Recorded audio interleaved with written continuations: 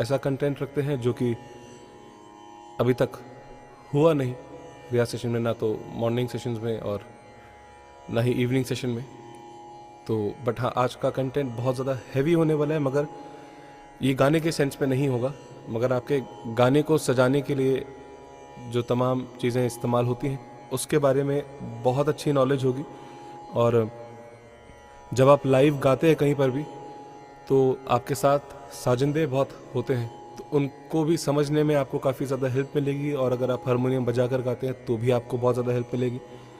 तो ओवरऑल बहुत ही ज़्यादा कमाल की चीज़ रहने वाली है। तो मैं ये भी एक बात सजेस्ट करूँगा कि अभी जो भी मैं कंटेंट बताऊँगा उसके लिए आप कॉपी पेन तो रेडी कर ही लीजिए। कुछ बेसिक चीज़ें लिखनी होंगी, मगर उससे हाँ, उसके अलावा नोट्स आपको बहुत ज़्यादा ही बनाने पड़ेंगे आज वाले कंटेंट के। मतलब आप आधी कॉपी भर सकते हैं, उसमें इतने नोट्स होंगे आज की क्लास में। बट उसको वो नोट्स बनाइएगा बाद में रिकॉर्डिंग के साथ। इस टाइम आपका देख कर समझना, और अगर कोई चीज़ ना समझ आए, क्योंकि लाइव सेशन है तो आप मुझसे पूछ सकते हैं, तो इसलिए सुनने, देखने और पूछने पर ही फोकस कीजिएगा। लिखने पर ज़्यादा फोकस करेंगे तो ये मौका आपको लाइव पूछने वाला सेशन के बाद तो मिलेगा नहीं। तो इसलिए आपने ख्याल रखना है। अभी वॉल्यूम लाउड होगा ना?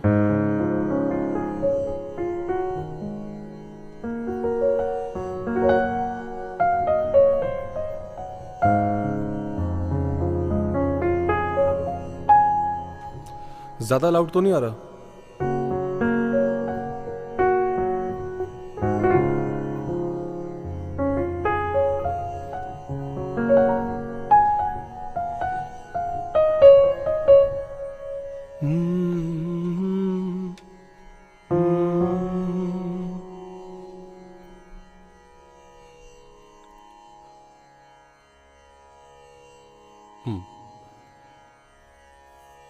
आज हम 5-6 चीज़ों के बारे में जानते हैं, ठीक है? 5-6 चीज़ों के बारे में जो हम जान रहे हैं, इनमें क्या क्या चीज़ें हैं। एक तो हम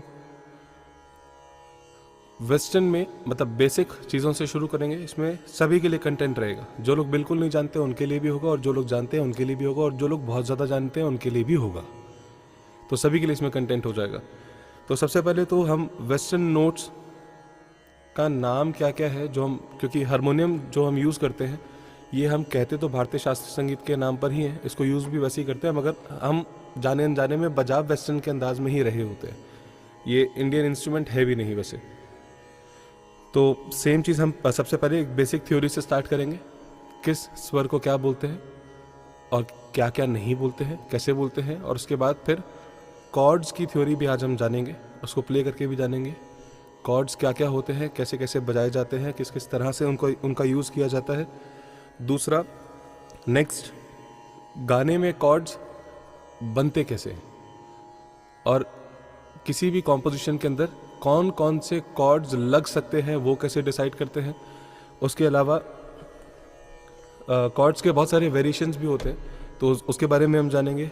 उसके अलावा अगर वक्त बचा तो जो भी हम कॉम्पोजिशंस गाते हैं लाइट म्यूज़िक, उनके बीच में म्यूज़िक डिज़ाइन कैसे होता है उसके बारे में भी चर्चा कर लेंगे। कि फॉर एग्जांपल कोई भजन गा रहे हैं या कोई बॉलीवुड गाना गा रहे हैं या कुछ भी गा रहे हैं, तो उनके बीच में होता है ना, स्थायी अंतरे के बीच में जो म्यूज़िक आता है, तो वो डिज़ाइन करने की प्रक्रिया क्या रहती है, किस तरह से उन चीज़ों को हम खुद भी जान सकते हैं, सीख सकते हैं। तो ये आज का कंटेंट रहने वाला है।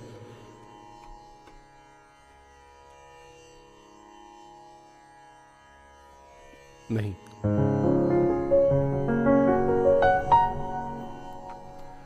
चलिए सबसे पहले तो एक स्क्रीन शेयर कर देता हूँ।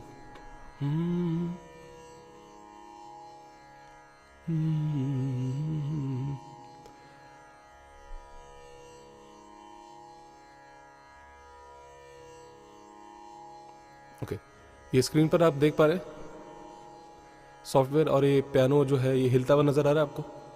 थम्स अप दिखाएंगे एक बार।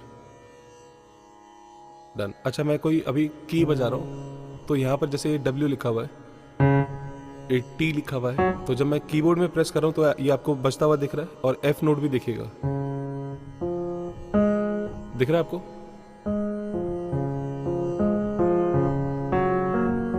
ये ब्लैक से ग्रे हो रहा है और वाइट वाली की ये भी ग्रे हो रही है। तो ये आपको लाइव दिख रहा है बजते हुए।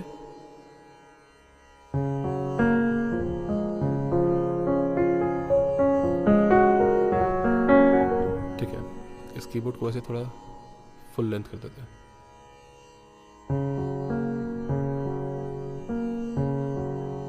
कहाँ बज रहा है? हाँ, अब यहां पर आप देखेंगे C2, ये C2 और C3, C4 इतने जोन में आपको देखना है। ठीक है, ये C2, C3, C4 इतने ही जोन में जो मैं कीज बजाऊंगा वो बजेंगे। ब्लैक और ब्लैक हो रहा है, वाइट डार्क ग्रे हो रहा है। तो देखिए एक बार,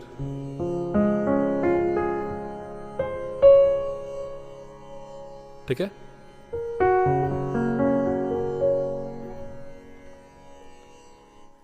और एक चीज़ ये मैं बता देता हूँ कि ये सॉफ्टवेयर क्रैक्ड वर्जन नहीं है, ये लाइसेंस्ड है। तो इसलिए मैं इजीली इस पर रिकॉर्ड करके ट्यूटोरियल्स बना सकता हूँ।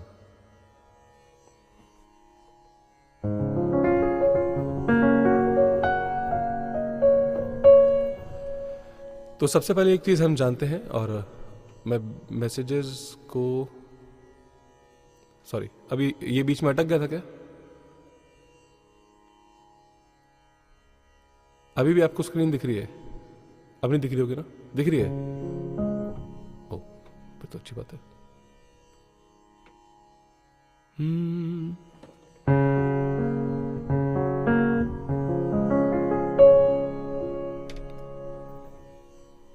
आपने बाद में काम क्या करना है कि एक ये ब्लैक की से, या ये जो C2 है, तानपुरा बंद करते हैं, C2 से लेकर C5 तक ये कीज बाद में आप ड्रॉ कर लीजिएगा कॉपी में।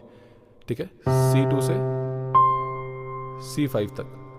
नहीं तो वैसे इतनी ज़रूरत आपको शायद ना भी पड़े, तो आपने बस एक काम करना है कि C2 से C4 तक का कर लीजिएगा, इतने में भी काम हो जाएगा। बट ये करना ज़रूर है। और इसको शॉर्ट में भी मैं समझा दूंगा, ताकि C2 से C3 तक भी अगर आप ड्रॉ करेंगे कीज को तो भी काम हो जाएगा। ये एक बेसिक थ्योरी आपको जानने के लिए, और अगर आपको वैसे ही समझ आ जाएगा तो फिर कोई टेंशन नहीं है। तो सबसे पहली चीज़ क्या है कि हम जानते हैं ऑक्टेव्स कहाँ से कहाँ तक होते हैं। हारमोनियम में भी आपने देखा होगा कि ये जो C2 के पास देखेंगे, ये ब्लैक कीज यहाँ पर है और उससे पहले एक वाइट की से हारमोनियम शुरू होता है ज़्यादातर, है ना। तो यहाँ से ही एक्चुअल में हमारा ऑक्टेव शुरू होता है, जिस नोट का नाम यहाँ पे बाय डिफॉल्ट लिखा हुआ भी आ रहा है C। अभी 2, 3, 4, 1, 0 या -1, 5, 6 ये सब क्या है वो सब मैं आपको बाद में बता दूंगा। बट ये C से हमारा ऑक्टेव शुरू होता है। ऑक्टेव मतलब सप्तक। एक सप्तक में 12 स्वर होते हैं और इनको क्रोमैटिक वे में ही काउंट करना चाहिए। जब हम अगर वैसे ऑक्टेव में ओवरऑल नोट्स कितने हैं, टोटल नोट्स कितने हैं, उसको काउंट कर रहे हैं, तो क्रोमैटिक वे क्या होता है, बैक टू बैक, एक के बाद एक। अब यहाँ पर सारे गामा पा धा नि सा की बात नहीं होगी, सारे स्वरों की बात होगी। तो 1, 2, 3, 4, 5, 6, 7, 8, 9, 9, 10, 11, 12। ठीक है, तो C से लेके यहां तक। और ये कहां पर हम पहुंच गए, इसके नेक्स्ट वाला की क्या है, अगेन C है। तो ये 13th नोट हो जाएगा, मगर इसको 13th करके काउंट नहीं करते हैं। इससे पहले वाला जो नोट है वहां तक ही 12 काउंट करते हैं। और क्योंकि फिर उसके बाद दोबारा C स्टार्ट हो रहा है, तो मतलब आप सोच लीजिए कि सेम ऐसे ही 12 स्वर अगले ग्रुप में भी जाएंगे, तो बस अगले ग्रुप की शुरुआत C से ही होगी। इसलिए इसे एक पहले वाले स्वर तक हम काउंट करते हैं। और अगर सरगम के हिसाब से देखें तो अगर मैं C को ही सा मान लूं तो सा, कोमल रे, शुद्ध रे, कोमल गा, शुद्ध गा, शुद्ध मा, तीव्र मा, पा, कोमल धा, शुद्ध धा, कोमल नी, शुद्ध नी। और सा हम कंप्लीट करने के लिए गा देते हैं, मगर उसको काउंट नहीं करते। तो इसी के हिसाब से ये हमारे, अगर शुद्ध में देखेंगे तो देखिए नीचे नीचे C से बहुत सिंपल होता है, सा रे गा मा पा धा नी। वहीं तक आ गया, तो 7 स्वर हो गए, सा रे गा मा पा धा नि सा, ये हुआ। और इसके बीच में यहाँ पर हमारे जो कोमल और जो तीव्र स्वर है, सी स्केल से हारमोनियम या कीबोर्ड को समझना बहुत ज़्यादा आसान होता है। अब जैसे सी से लेके मैं अगले सी के बीच में अगर देखूं, तो हमारे जो शुद्ध स्वर हैं वो सारे के सारे नीचे नीचे ही प्ले होते हैं। सा, सा शुद्ध रे शुद्ध गा शुद्ध मा पा शुद्ध धा शुद्ध नी, देन सा। और ये जो ऊपर ब्लैक कीज है ये सारे के सारे विकृत स्वर हैं। विकृत स्वर मतलब क्या? 4 कोमल और 1 तीव्र, यानी सारे गा मा पा धा नी में ऐसे 5 स्वर हैं, रे गा मा धा नी, जिनके दूसरे वेरिएंट्स भी होते हैं। तो क्या क्या होगा? रेगा धनी, रेगा धनी का कोमल होता है और तीव्र होता है माँ का। कोमल स्वर वो होते हैं जो अपने शुद्ध स्वर से 1 स्वर बिल्कुल पहले हों, और तीव्र स्वर वो होता है जो अपने शुद्ध स्वर के एकदम बाद वाला नोट हो। तो जैसे अभी ये सा है, ये रे है, तो सा शुद्ध रे, तो शुद्ध रे से पहले और सा के बीच में, मतलब सा और रे के बीच में एक की आपको दिख रहा है ना, ये ब्लैक वाला, तो ये रे से पहले आ रहा है, तो इसको हम रे कोमल कहते हैं। तो कोमल रे, सा सा शुद्ध रे कोमल रे।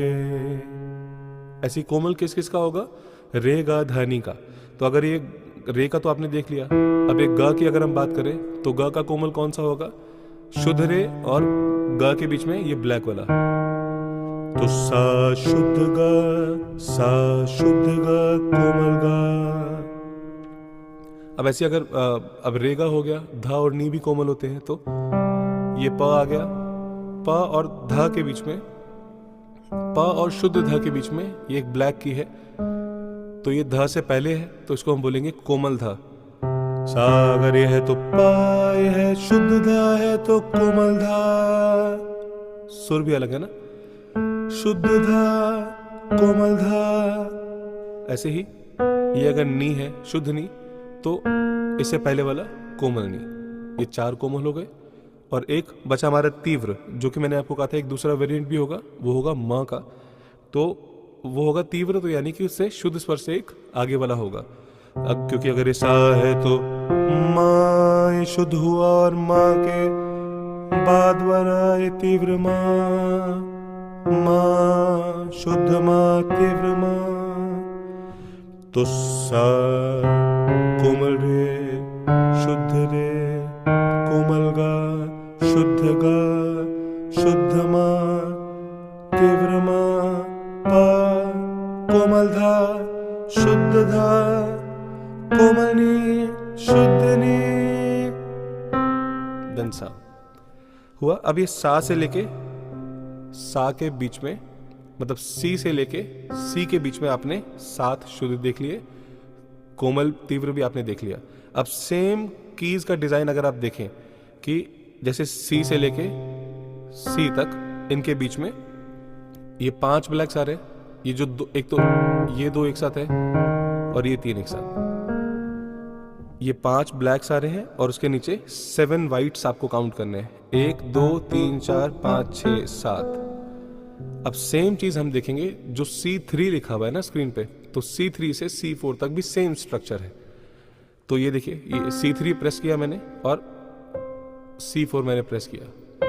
अब इसके बीच में भी देखेंगे आप कि 5 ब्लैक्स आ रहे हैं, वही 2 एक साथ और 3 एक साथ, ये आ गया। और नीचे के वाइट्स काउंट करेंगे, 1 2 3 4 5 6 7 नीचे हो गए और 5 ऊपर हो गए, यानी कि 12 स्वर हो गए। फिर वहां से C4 से C5 भी एकदम सेम स्ट्रक्चर जाएगा। तो यहाँ पर सारे ऑक्टेव्स एक जैसे ही हैं। जैसे अभी ये यहाँ पर दिखा रहा है कि अच्छा, ये व्हाइट बोर्ड जिन्होंने भी ऑन किया एक बार आप ख्याल रखिए, बंद कीजिए। हाँ, 8 ऑक्टेव तक है हमको प्ले करने का ये ऑप्शन दे रहा है, हालांकि ये सॉफ्टवेयर है तो, बट अभी हम 2 3 4 तक ही देखेंगे, क्योंकि हारमोनियम में हमारे पास इतना नहीं होता है। हारमोनियम में या तो 2nd ऑक्टेव, 3rd और 4th का कॉम्बिनेशन होता है, या कुछ कुछ हारमोनियम में 3 4 5 का भी हमारे पास ऑप्शन होता है। और यहाँ पर 2 3 4 क्या है, ये बेसिकली जितना हम नीचे जाएंगे नंबर लेकर वहाँ पर उतनी ही भारी आवाज़ हमें आएगी, बीच में हमको एकदम मिडल साउंड ही आएगा, मतलब ज़्यादा शार्प नहीं होगा, ज़्यादा बेसी नहीं होगा, दोनों का कॉम्बिनेशन बीच में होगा। और जितना फिर हम 5 से ऊपर जाएंगे उतना ही हमको ज़्यादा ऊंचा स्वर सुनाई देगा। तो जैसे अगर C2 का साउंड देखें, अब C3 का देखिए, C4, C5, है ना, ये है चारों के चारों C नोट ही, मगर आप साउंड का डिफरेंस देख रहे हैं।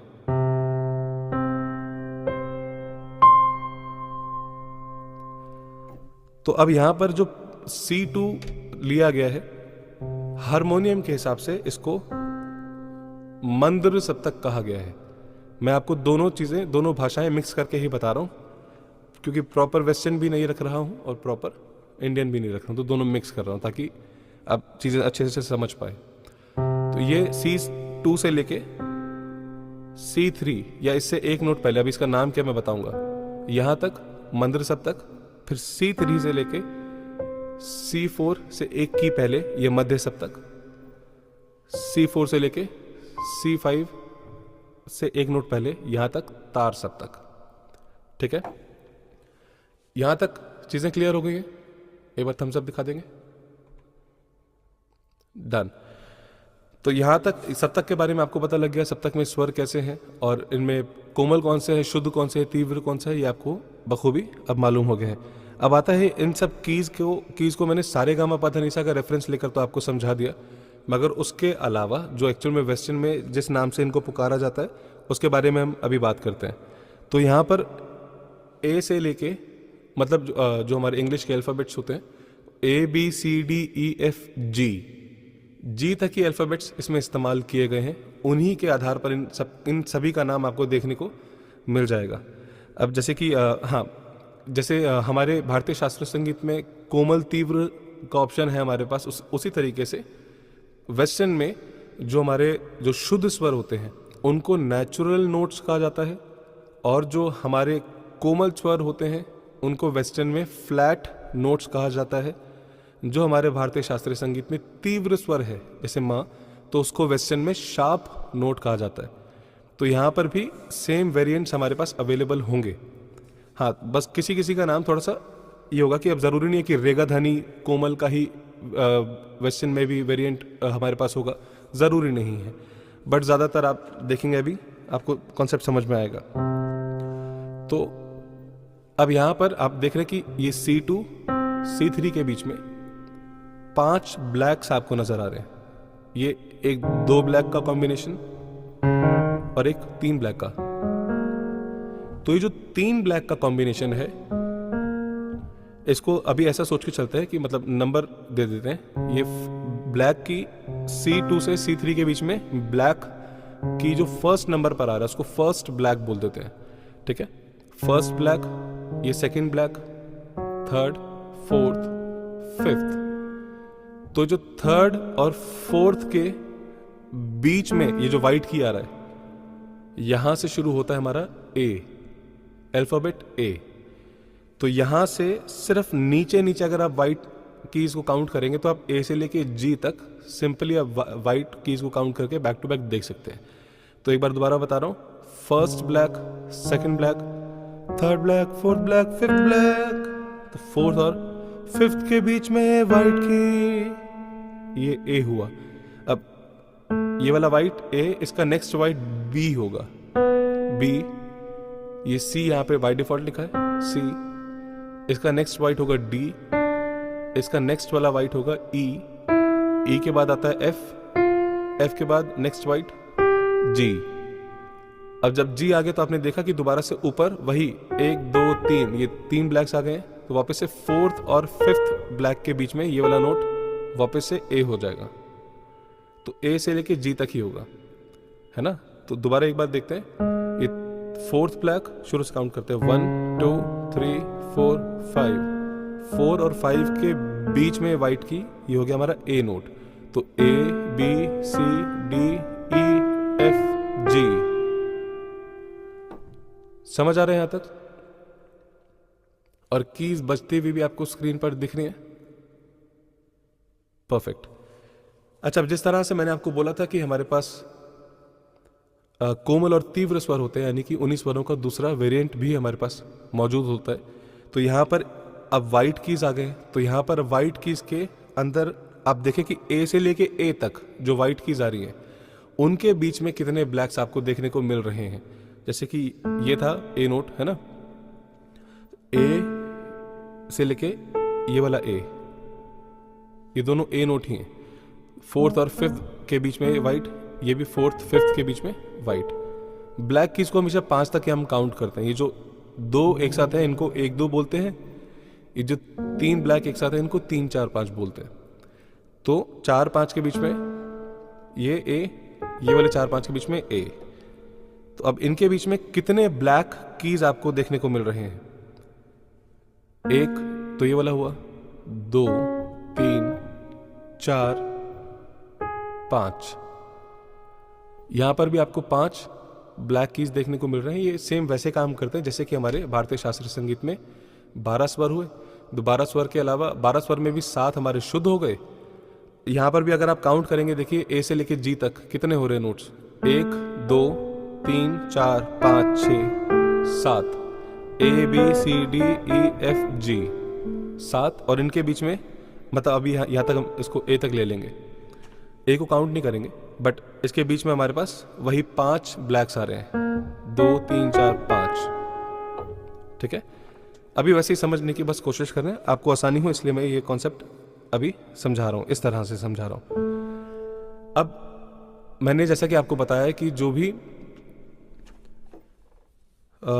हमारे जो कोमल स्वर होते हैं वेस्टर्न में उनको फ्लैट नोट बोलते हैं, और जो तीव्र स्वर होता है उसको वेस्टर्न में शार्प नोट बोलते हैं। अब यहां पे देखेंगे कि ए से लेके ए तक, अब इस ए के और बी के बीच में एक ब्लैक की आपको दिख रहा है ना? तो इस वाले ब्लैक की को हम ए शार्प भी बोल सकते हैं, और बी से पहले है तो बी फ्लैट भी बोल सकते हैं। इसके दोनों नाम हो सकते हैं। तो ए, गुब्बारे उड़ रहे हैं इसी खुशी में, मुबारक हो। तो ए और बी के बीच में जो ब्लैक की है ये ए का शार्प भी हो सकता है, बी का फ्लैट भी हो सकता है। अब उसके बाद आगे चलते हैं, ए बी सी। अब ये सी और डी, ये सी है और ये डी है, तो सी और डी के बीच में एक ब्लैक की है। तो यहां पर भी हम देखेंगे कि ये सी से ऊपर है तो सी शार्प इसको बोल सकते हैं, और डी से नीचे है तो डी फ्लैट भी बोल सकते हैं, मगर बोला नहीं जाता। ठीक है, फ्लैट वाला जो नाम है वो सिर्फ ए शार्प और बी फ्लैट इसी के लिए यूज होता है, मगर सी शार्प वाले केस में सिर्फ सी शार्प ही कहा जाता है। तो सी, सी शार्प, उसके बाद डी आ गया, तो डी और ई के बीच में भी एक ब्लैक की है। तो ये जो ब्लैक की है ये डी से ऊपर भी है और ये ई से नीचे भी है। तो अगर डी से ऊपर है तो इसको डी शार्प भी कह सकते हैं, और ई से नीचे है तो ई फ्लैट भी कह सकते हैं। ठीक है, इसमें हमारे वेस्टर्न में ये 2 नोट्स ऐसे हैं जिनके दोनों नाम ही फेमस हैं, जैसे कि ए शार्प बी फ्लैट, दूसरा डी शार्प ई फ्लैट। अब इसके बाद देखते हैं, ई तो हमने देख लिया, एफ। अब एफ और जी के बीच में एक ब्लैक की है, तो अब हम इसको एक्चुअल में एफ का एफ शार्प भी कहते हैं, और जी से नीचे है तो जी फ्लैट भी कह सकते हैं, मगर फेमस नहीं है वो नाम, इसको एफ शार्प करके ही बोला जाता है, एफ और एफ शार्प। तो एफ के बाद आता है जी, तो यहां पर जी और ए के बीच में, जी के बाद वापस से ए ही आता है इसकी एबीसीडी में, तो जी और ए के बीच में भी एक ब्लैक की है। तो यहां पर भी जी से ऊपर है तो जी शार्प हो गया, ए से नीचे है तो ए फ्लैट हो जाएगा, बट ए फ्लैट करके नाम इसका बोला नहीं जाता, जी शार्प करके ही इसको बोला जाता है। ठीक है, तो क्या क्या नोट्स हुए? ए, अभी क्रोमैटिक वे में देखते हैं, एक के बाद एक। ए शार्प और बी फ्लैट, बी, सी, सी शार्प, डी शार्प और E flat, E, F, F sharp, G, G sharp, and then A again. यहां तक समझ आ गया सबको? ठीक है, तो ये तो वेस्टर्न नेम्स हो गए, और वैसे ही ये मतलब ये कॉपी पेस्ट होते चले जाएंगे। जैसे सी से सी एक ऑक्टेव था पूरा, अब अगर हम सी से सी तक में देखें तो यहां पर, क्योंकि अब मैंने आपको बताया था ऑक्टेव तो सी से शुरू हो रहा है, मगर ए बी सी डी यहां से शुरू हुआ था 4 और 5 के बीच में। तो यहां पर ऑक्टेव की नजर से भी देखते हैं कि ऑक्टेव में सी, ये सी से स्टार्ट होता है, C, C sharp, D, D sharp और E flat, E, F, F sharp, G, G sharp, A sharp और B flat, and then B. उसके बाद सी आगे दोबारा आ जाता है। तो हमारा ऑक्टेव एक्चुअल में वेस्टर्न के हिसाब से कहां तक हुआ? सी से लेके बी तक। सी, बी, सा, शुद्ध नी, सी से बी तक हमारा एक ऑक्टेव आ गया। But A B C D actual में लेटर वाइज ये कहां से शुरू होता है? 4th और 5th ब्लैक के बीच में से। यहां से अगर A B C D count करना तो ऐसे, बट अगर आप ऑक्टेव के सेंस में देख रहे हैं तो आप सी से ए बी सी डी शुरू कर दीजिए, मतलब सी से ही अल्फाबेट स्टार्ट कीजिए और जे, बस जी तक बोलना है और जी के बाद दोबारा ए बोल देना है। तो सी, डी, ई, एफ, जी, ए, बी, सी, सारे गामा पा धा नि सा, सी से। ठीक है, सेम चीज यहां से यहां तक चलेगी। एक सेकेंड, अभी मैं इसको स्टॉप करता हूं। यहां तक एकदम कॉन्सेप्ट आपको सब कुछ क्लियर है? एक बात हम सब दिखा देंगे। चलिए, वेरी गुड। कोई सवाल है आपके मन में यहां तक?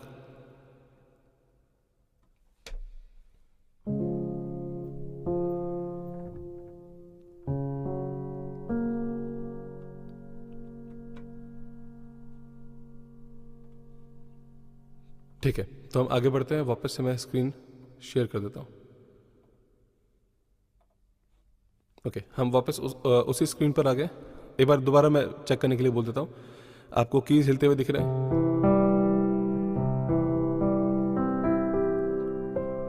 ठीक है, थैंक यू। अच्छा, अब यहां पर हमको मालूम पड़ गया कि किस किस तरह से ये बटे हुए हैं। अब जब मैं आपको बोलता हूं कि हम लोग सेशन में जब सी शार्प से रियाज कर रहे हैं, तो सी शार्प कौन सा हुआ? ये वाला, सी से ऊपर सी शार्प। ठीक है, और जब मैं बोलता हूं सी से रियाज कर रहा हूं तो मतलब हम यहां से रियाज कर रहे हैं। कोई भजन अगर हम गा रहे हैं एफ से तो एफ येरा।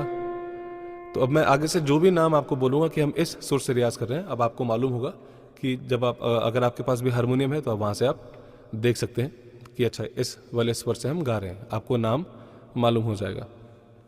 एक टेक्निक मैं आपको और बता देता हूं कि हर एक स्वर से आप सारे गामा पा धा नि सा बहुत इजीली जान सकते हैं, बजा सकते हैं। जैसे कि आप रेफरेंस लेंगे अभी हम सी से सी तक का, क्योंकि सी में सारे गामा पा धा नि सा बजाना सबसे आसान है, क्योंकि सारे के सारे वाइट्स ही हैं इसमें, शुद्ध स्वर जो है।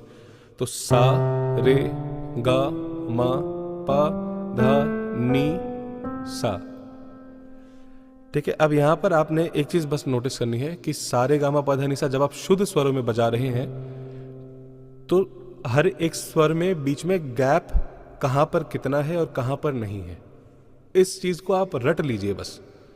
जैसे कि सा से रे पर जब आप आ रहे हैं तो सा रे के बीच में, अब मैं नेचुरल नोट्स यानी शुद्ध स्वरों की बात कर रहा हूं, तो सा और रे के बीच में एक ही का डिफरेंस है, तो यानी कि एक छोड़कर शुद्ध रे। फिर जब आप रे से गा पे जा रहे हैं तो भी कोमल गा का बीच में डिफरेंस है ब्लैक की का, तो सा एक छोड़कर रे, फिर एक छोड़कर गा, और गा के एकदम बाद वाला मा। माँ के बाद पा जो है उसमें भी एक की का गैप है, पा से धा में भी जाएंगे तो एक ही का गैप है, धा से जब नी पर जाएंगे तो भी इस वाले एक की का गैप है, और नी के बाद तुरंत सा। तो ये चीज रट लीजिए कि जब आप शुद्ध स्वर प्ले कर रहे हैं तो सिर्फ किस किस में गैप नहीं है, किस किस में गैप है उसको याद करने से बेहतर है, क्योंकि वो उसकी तादाद ज्यादा है। किस में गैप नहीं है उसको याद कर लीजिए, उसके अलावा बाकी सब में एक एक का गैप होगा। फॉर एग्जाम्पल गा मा, नीसा। गामा और नीसा में किसी भी की का बीच में गैप नहीं है। बाकी हर एक स्वर में एक की को छोड़कर ही प्ले करना होगा तो शुद्ध स्वर बज जाएगा। देखिए, सा एक छोड़ के, रे एक छोड़कर, ग एकदम अगले वाला म, एक छोड़कर प, एक छोड़कर ध, एक छोड़कर नी, बिल्कुल अगले वाला सा। यहां तक समझ आ गया? तो अब इसी चीज को हम एक बार थोड़ा ट्राई भी कर लेते हैं कि जैसे अभी मैंने बोला कि ग, म, नी और सा, इनके बीच में गैप नहीं है, बाकी सब में एक एक का गैप है। तो अभी आप मुझे बताइए कि कौन से स्वर से मैं आपको प्ले करके दिखाऊं। जो भी आप बोलेंगे उसी से एक बार प्ले करके चेक कर लेते हैं। ए से, अच्छा ठीक है। तो ए से अभी ये रहा ए नोट। फॉर्मूला क्या था? ग, म, नी, सा के बीच में गैप नहीं होगा, बाकी सब में हर एक स्वर का गैप होगा। तो अगर ये ए है तो ए के हिसाब से शुद्ध रे क्या होगा? ये एक छोड़कर रे। ग कैसे होगा? ये छोड़ के ये वाला। तो एक, सॉरी, सा गैप, रे गैप, ग, नेक्स्ट वाला म। नेक्स्ट क्या है? अब एक छोड़ के प, एक छोड़ के ध, एक छोड़ के नी, नेक्स्ट वाला सा। तो देखेंगे,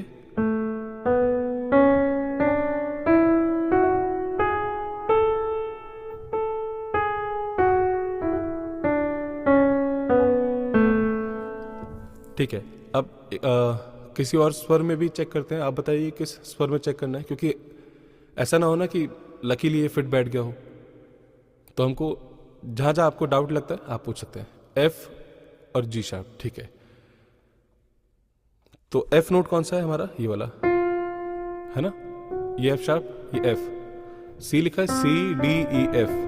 अब एफ से देखिए, ये सा हो गया, एक छोड़ के रे, एक छोड़ के ग, एकदम नेक्स्ट वाला म, एक छोड़कर प, एक छोड़कर ध, एक छोड़कर नी, नेक्स्ट वाला सा। ट्राई करते हैं एक बार पूरा बजा के।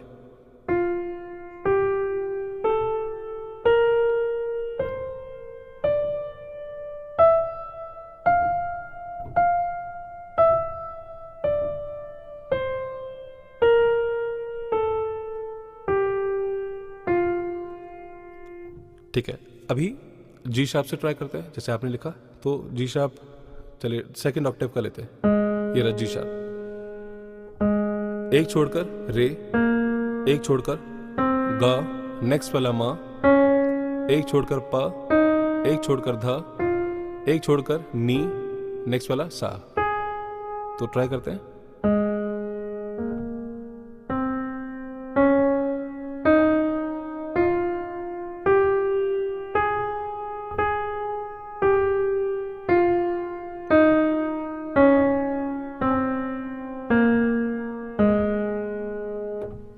समझ आ रहा है? ठीक है। और किसी ने भी लिखा हुआ है? अच्छा ठीक है। ई शार्प, ई शार्प करके नहीं होता, क्योंकि ई का देखेंगे ना, अगर आप, जैसे ये ई नोट है सी डी ई, तो ई शार्प अगर आप बोलेंगे वो तो एफ की जगह पर ही है, तो इसलिए ई शार्प करके बोल नहीं सकते। तो बट अगर आप एफ बोलेंगे तो एफ का तो मैंने ऑलरेडी ऊपर दिखा दिया।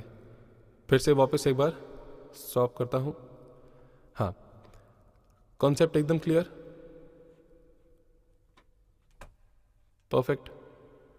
चलो वापस चले जाते हैं फिर स्क्रीन पर। अब इस टेक्निक को समझकर, और जैसे हमने शुद्ध स्वर याद करे हैं, तो जब आप कुछ शुद्ध स्वर प्ले करने आ जाएंगे, सॉरी, किसी भी नोट से, तो उसके अकॉर्डिंगली आप कोमल तीव्र, तो आप देख ही सकते हैं। कोमल रेगा धनी का है तो रेगा धनी, बस जो भी कोमल होगा उससे पहले वाला होगा। तीव्र जो होगा म का, वो उसके एक बाद वाला होगा। तो वो बहुत इजी हो जाता है। अब यहाँ पर आपके पास कोई भी समस्या नहीं रह जानी चाहिए। तो अगर आप प्रैक्टिस करते हैं हारमोनियम की या कीबोर्ड की, किसी भी चीज़ की, तो आप सभी स्वरों से प्ले करने की प्रैक्टिस कीजिएगा। सी से लेके सी तक। जैसे सी से अगर सारे गामा बजाएंगे तो C2 से बजा लेता हूं।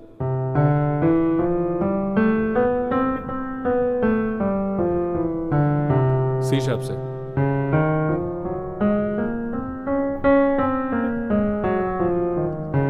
डी से,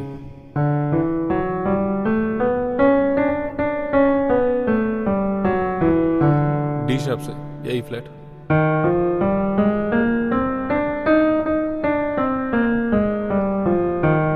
ई से,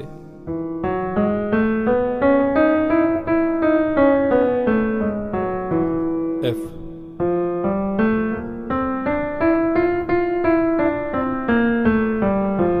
F sharp,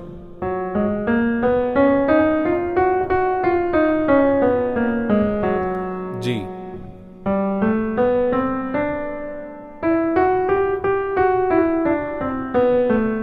ji sharp,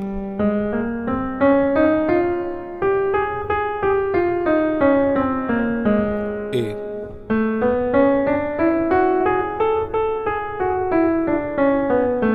A sharp या बी फ्लैट,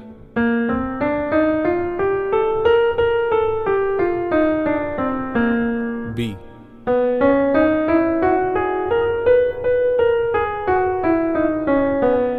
देन अगेन वापस सी पर पहुंच गए।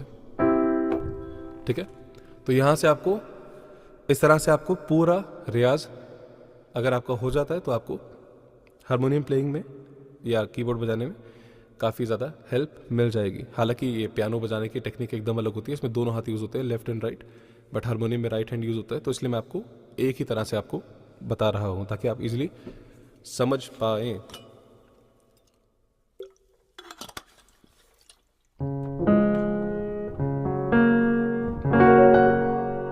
यहाँ तक ही इसमें बेसिक चीज़ जानना मेरे हिसाब से अभी ज़रूरी है।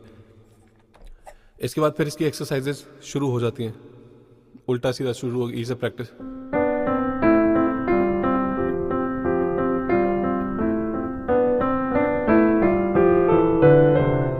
ये पियानो की वेस्टर्न वाली एक्सरसाइज है, तो अभी वो बताने का कोई सेंस बनता नहीं क्योंकि मैं पियानो क्लास नहीं ले रहा हूँ अभी। बट यहाँ तक हमें मालूम हो गया बेसिक कंटेंट। अब हम बढ़ जाते हैं कॉर्ड्स की तरफ। जितने नाम मैंने आपको बोले ABCDEFG के बीच में, चाहे वो शार्प हो चाहे वो फ्लैट हो, उन सभी से कॉर्ड बनाए जाते हैं। कॉर्ड बेसिकली क्या होता है? हारमोनीज। हारमोनीज क्या है? जैसे कि हमारे भारतीय शास्त्रीय संगीत में आप तानपुरे पर सुनते हैं सा और प, है ना? तो सा और प जब हम देखते हैं तो यहाँ पर ये हारमोनीज हैं। हारमोनीज ऐसे मतलब कि जब ये आपस में एक साथ जब बजाए जाते हैं तो मिलकर एक बहुत खूबसूरत साउंड, एक पीसफुल साउंड पैदा करते हैं। ये हारमोनीज का कॉन्सेप्ट है। बट हारमोनी वाला कॉन्सेप्ट देखेंगे तो उसको हम हमारे भारतीय शास्त्रीय संगीत में बोलते हैं वाद संवाद। जैसे कि अगर मैं सी पर देखूं, सी, और इसका जो प होगा, हमेशा सा जो होगा उसका जो प बनेगा फिफ्थ नोट। तो सा, अब जैसे सा, इसको एक मान लेते हैं, 2 3 4 5 शुद्ध स्वरों में ही काउंट करेंगे। तो सा है तो प। अब एक साथ जब बजते हैं तो सुनने में अच्छा लगता है, ऐसा लगता है एक ही बज रहा है ना? तो ये इसको हमारे भारतीय शास्त्रीय संगीत में वाद संवाद इस तरह भी कहा जाता है। दूसरा, इनको एक नाम और है, मेरे जहन से अभी निकल गया, मैं आपको अभी जरूर बताऊंगा। नहीं, वो अलग चीज है, देखिए क्या बोलते हैं इसको, खैर चलिए कोई बात नहीं, याद आएगा तो बताऊंगा। तो एक तो हारमोनी भारतीय वेस्टर्न के हिसाब से और भारतीय शास्त्रीय संगीत के हिसाब से वाद संवाद। वाद संवाद हमेशा क्या होगा? फिफ्थ, वेस्टर्न के हिसाब से फिफ्थ नोट रिलेशन, फर्स्ट के साथ फिफ्थ नोट रिलेशन। ठीक है, अब वेस्टर्न वाले क्या करते हैं कि 1 और 5 को, जैसे अगर 1 हो गया हमारा स्टार्टिंग पॉइंट, 5 हो जाएगा लास्ट एंडिंग पॉइंट। ठीक है, अब इसके बीच में वो एक स्वर और ऐड कर देते हैं। अब देखिए, मैं जिस तरह से आपको ये वेस्टर्न की थ्योरी बता रहा हूँ ना, वेस्टर्न वाले देखेंगे तो बेहोश हो जाएंगे। बट क्योंकि मैं इंडियन क्लासिकल को एक्सप्लेन करने के लिए मैं आपको बता रहा हूँ और थोड़ा और ज़्यादा आसान कर रहा हूँ, तो एकदम लेमैन कैसे उसको समझ सकता है, तो वो अंदाज में मैं आपको बता रहा हूँ। तो 1 और 5, अगर आप इसको 1 को स्टार्टिंग पॉइंट, 5 एंडिंग पॉइंट, इन दोनों के बीच का कोई एक अगर आप स्वर देखेंगे तो कौन सा होगा? 1 और 5 के बीच में कॉमन जगह आएगी 3 नंबर, है ना? तो 3 नंबर अगर बीच में आ जाएगा तो दोनों तरफ दोनों नंबर को 2-2 नंबर मिल जाएंगे। जैसे कि अगर बीच में 3 है तो 3 से पहले भी 2 और 1 आ गया, और 3 के बाद भी 4 और 5 आ गया। तो ये पहला, पांचवा और तीसरा, 1 2 3, फिर 4 5। फिर जब इन सबको एक साथ प्ले करते हैं तो ये भी हारमोनी है। अभी हारमोनी क्या है? जैसे हमारे भारतीय शास्त्रीय संगीत में हारमोनी सिर्फ 1 5 को ही मानते हैं, 1 और 5। बट वेस्टर्न में 1 5 भी हारमोनी है, 1 4 भी हारमोनी है, 1 3 भी हारमोनी है। ठीक है? तो यहां पर 1 3 5 को जब एक साथ बजाया जाता है तो उसको वो एक नाम दे देते हैं जिसका जो है कॉर्ड्स या कॉर्ड, एक कॉर्ड। ठीक है? अब ये कॉर्ड कहां से शुरू हो रहा है?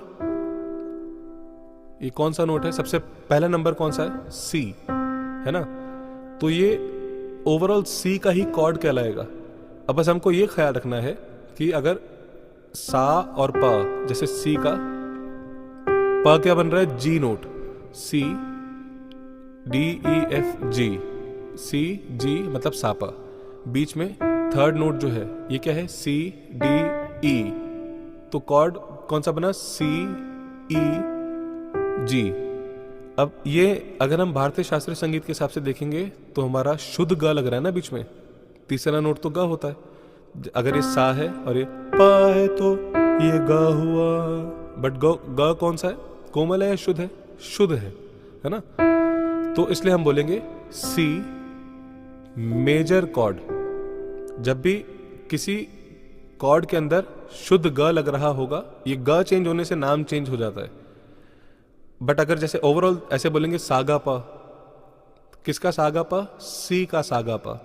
तो सी का सागा पा मतलब सी की कॉर्ड। बट कॉर्ड कौन सी? मेजर या माइनर? 2 कॉर्ड्स होते हैं ना, मतलब वैसे कॉर्ड्स बहुत टाइप की होती हैं, बट अभी 2 मैं आपको बता रहा हूँ। तो एक हुआ मेजर और एक माइनर। मेजर माइनर डिसाइड कैसे होगा? अगर शुद्ध गा लग रहा है सापा के बीच में तो मेजर, और इसी सापा के बीच में अगर कोमल गा लग रहा है तो माइनर। तो ये हो जाएगा सी शार्प मेजर कॉर्ड, और ये सॉरी सी मेजर कॉर्ड और C minor chord. C major, C minor, C major, C minor. अब यहां पर भी थर्ड नोट ही तो है, 1 3 5 नेचुरल के हिसाब से। अब ये थर्ड का बस कोमल लग रहा है तो इसको भी हम, क्योंकि अब ग तो ग ही होता है। वेस्टर्न के हिसाब से ये थ्योरी अलग होगी, मैं आपको बता रहा हूं। जैसे अगर वेस्टर्न के हिसाब से भी मैं अगर आपको बताऊं तो यहां पर नंबर्स अलग होंगे। जैसे कि 1, अभी ये ग था ना मेजर कॉर्ड, तो इसके हिसाब से क्रोमेटिक वे में अगर काउंट करेंगे तो 1 2 3 4 5 तो ग पर ही आ गया। उसके बाद 6 7 8 तो सा ग पा, मतलब 1 5 8 मतलब मेजर कॉर्ड, और 1 और 8 सेम रहेगा, और 5 की जगह अगर 4 हो जाएगा तो माइनर कॉर्ड। तो 1 4 8 मतलब माइनर कॉर्ड, देन 1 5 8 मतलब मेजर कॉर्ड। वेस्टर्न के हिसाब से 1 5 8 मेजर, 1 4 8 माइनर कॉर्ड। भारतीय शास्त्रीय संगीत के हिसाब से 1 5 मतलब सापा। तो 1 3 कौन सा? शुद्ध ग वाला, तो शुद्ध वाला। तो 1 3 5 भी अगर शुद्ध ग है तो मेजर, और वही 1 3 5 अगर उस 3 में अगर वो हमने कोमल स्वर लगाया है तो वो माइनर कॉर्ड। ये सिर्फ समझने के लिए, बट एक्चुअल में जो लॉजिक है ना वो वेस्टर्न के हिसाब से ही एकदम परफेक्ट है, क्योंकि हम तो 12 के 12 स्वर काउंट करते हैं, तो हमारा एक्चुअल लॉजिक तो वही बनता है। तो कि हम उसको 1 5 8 करके ही देखें। बट क्योंकि मुझे आपको भारतीय शास्त्रीय संगीत के हिसाब से वाद संवाद और 5th नोट रिलेशन भी समझाना था, इसलिए मैंने आपको उस तरीके से भी बताया कि 1 3 5, बट एक्चुअल लॉजिक 1 5 8 का ही है। 1 2 3 4 5 6 7 8, 1 5 8, किसी भी स्वर से 1 5 8 उसका मेजर कॉर्ड होगा, किसी भी स्वर से उसका 1 4 8 उसका माइनर कॉर्ड होगा। ठीक है। अब जैसे कि बहुत बहुत शुक्रिया। अच्छा, अब यहाँ पे अगर हम कोई भी स्वर देते हैं, जैसे कि आप मुझे कोई टाइप करके बताइए कि कौन सा कॉर्ड आपको देखना है, तो मैं उसको बताता हूँ। अब वो अभी आने वाले अभी टाइम में बात करते हैं, पहले इतना जान तो लें। पहले बताइए कौन सा कॉर्ड आपको देखना है। सी मेजर और सी माइनर के बारे में तुमने बात कर ली, बट अभी मेजर माइनर के बारे में अभी हम बात कर रहे हैं, उसके बाद बताता हूँ। अच्छा, ये ठीक है, आपने ये लिखा, अच्छा किया। एक तो बी कैपिटल लेटर में लिखा है और उसके बाद एक स्मॉल लेटर में भी है, छोटा बी, एक बड़ा बी छोटा बी, ऐसे ही बोलते हैं ना। तो बड़े बी के साथ जो छोटा बी लिखा है, इस छोटे बी का साइन, ये इसको एज अ साइन यूज किया जाता है, तो उसका मतलब होता है फ्लैट। तो इनका लिखने का मतलब है बी फ्लैट। और अगर हम किसी भी स्वर को शार्प करके लिखना चाहते हैं तो वहां पर किसी भी नोट के ऊपर हैश टैग जैसे होता है ना, मोबाइल में हैश बना होता है, तो वो टॉप राइट कॉर्नर पर बना होगा छोटा सा, तो उसका मतलब कि वो शार्प नोट हमको उसका प्ले करना है। ओके, तो अभी इन्होंने बी फ्लैट बोला है। अच्छा, अब यहाँ पर इन्होंने, अब ये भी एक इंटरेस्टिंग चीज़ है कि बहुत सारे लोगों ने शार्प या फ्लैट नहीं लिखा है। तो अगर सिर्फ बी फ्लैट लिखा है तो बाय डिफॉल्ट मेजर ही माना जाएगा, और अगर माइनर प्ले करना है तो माइनर के लिए माइनर बोलना पड़ता है, बट अगर हम नहीं बोलेंगे तो वो बाय डिफॉल्ट मेजर कॉर्ड ही प्ले होगा। तो बी मेजर अभी हम देखेंगे, ये रहा बी नोट। अब मेजर कॉर्ड में क्या है, 1 5 8, तो 1 2 3 4 5 6 7 8, तो सा गा पा पा गा सा, तो ये बी मेजर हो गया। नेक्स्ट है जी कॉर्ड, तो इन्होंने भी कोई मेजर माइनर नहीं लिखा है, तो इसलिए हम इसको बाय डिफॉल्ट जी मेजर ही मान लेंगे। तो जी नोट क्या है, ये रहा जी नोट। 1 5 8, 1 2 3 4 5 6 7 8, 1 5 8, सा गा पा पा गा सा, जी मेजर कॉर्ड हो गया। उसके बाद इन्होंने लिखा है बी एम। ठीक है, बट इसको ऐसे लिखते नहीं है, बट हाँ अभी स्टार्टिंग में आप ऐसे कर भी सकते हैं, क्योंकि एम अगर हम यूज़ करेंगे तो मेजर भी एम से शुरू हो रहा है, माइनर भी एम से शुरू हो रहा है, तो इसलिए एक्चुअली में वो साइन माना नहीं जाता। बट आपने शायद बी, अच्छा उससे ऊपर पहले डी मेजर लिखा है, पहले वो प्ले करता हूँ। डी आपको मालूम है, ये रहा, एक सेकेंड, बहुत बड़ा हो गया चैट विंडो। डी मेजर, हाँ ये डी 1 हो गया, 2 3 4 5 6 7 8, तो डी मेजर कॉर्ड हो गया। उसके बाद कहाँ गया, मैंने शायद, अच्छा ठीक है हाँ, B M, B major, B 1 2 3 4, sorry minor है, बी एम लिखा है, तो मैं उसको भी माइनर सोच के चल रहा हूँ। तो माइनर में 1 4 8 होगा, 1 2 3 4 5 6 7 8, बी माइनर। सी मेजर लिखा है, ठीक है, सी मेजर तो अभी मैंने आपको बता ही दिया था, तो मैं डायरेक्टली प्ले कर देता हूँ। उसके बाद जी माइनर लिखा है, जी नोट ये रहा। तो माइनर का क्या कॉन्सेप्ट है, 1 4 8, 1 2 3 4 5 6 7 8, जी माइनर हो गया। ए शार्प, अब सिर्फ ए शार्प लिखा है तो मतलब by default A sharp major होगा। तो ए शार्प क्या है, ए के बाद आने वाला ए शार्प, तो मेजर है तो 1 5 8, 1 2 3 4 5 6 7 8, तो ए शार्प मेजर हो गया। जी शार्प लिखा है तो यहाँ पर भी बाय डिफॉल्ट मेजर ही है, ये रहा जी शार्प मेजर है, तो 1 5 8, 1 2 3 4 5 6 7 8, सॉरी, तो ये हो गया जी शार्प मेजर। ठीक है, तो अभी यहाँ तक कॉर्ड्स तो आपको अच्छे से समझ में आ गई ही होंगी। अब अगर मैं इन सब का इसका भी रियाज हमको कैसे करना होगा कि हर एक मतलब सी से सी तक आपने हर एक स्वर से मेजर माइनर कॉर्ड बजाने की प्रैक्टिस करनी है। ठीक है, अब जैसे अगर मैं सी को देखूं तो सी का 1 5 8 अभी मुझे मालूम है, इसलिए मैं जल्दी बता रहा हूं, क्योंकि अगर एक एक काउंट करूंगा बार बार तो टाइम ज़्यादा जाएगा। तो सी से 1 5 8 मेजर कॉर्ड, 1 4 8 माइनर कॉर्ड। मैं क्या करूंगा, सा और प वहीं रहने दूंगा, यानी कि 1 और 8 वहीं रहने दूंगा, सिर्फ 5 की जगह 4 प्ले कर दूंगा। तो सी मेजर, सी माइनर, फिर C sharp major, C sharp minor, C sharp major है ये, और C sharp minor, D major, D minor. थोड़ा यहां प्ले करता हूं, ज्यादा बेसी आवाज आ रही है वहां पे। C major, C minor, C sharp major, C sharp minor, D major, D minor, D sharp major या ई फ्लैट मेजर, कुछ भी बोलिए, और ई फ्लैट माइनर या डी शार्प माइनर, कुछ भी, बात एक ही है। E major, E minor, F major, F minor, F sharp major, F sharp minor, G major, G minor, G sharp major, G sharp minor,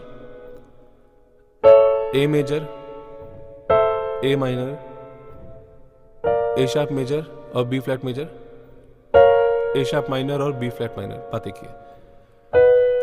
B major, B minor, B minor, B major, B minor, then again C sharp, sorry C major. ठीक है, तो इन सब का आपको रियाज करना अगर आपको लगता है ज़रूरत है तो आप ज़रूर कीजिएगा, आपको काफ़ी ज़्यादा हेल्प मिलेगी। हाँ, मैं थोड़ा सा और पागल हूँ, तो मतलब मेरी जैसे जाहिर सी बात है कि कई पागल दीवाने बैठे, तो मैं इस तरह से भी रियाज करता था कि मैं सी से लेके सी तक बैक टू बैक एक रिदम में सभी नोट्स का सिर्फ major major chord back to back बजाता रहूँगा, फिर एक बार माइनर माइनर बजाता रहूँगा, फिर मेजर माइनर मेजर माइनर, और फिर माइनर मेजर माइनर मेजर। मतलब अब ये तरीका आपको खुद बनाते रहना होगा। अब देखिए, अगर मैं सी से लेकर सी तक सबका अगर मेजर कॉर्ड बजाऊं तो देखिए,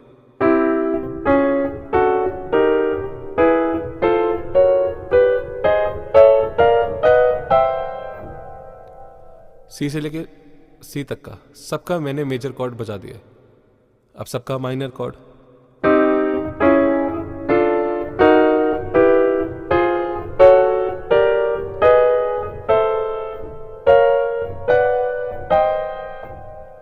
सबका माइनर कॉर्ड हुआ, सबका मेजर माइनर,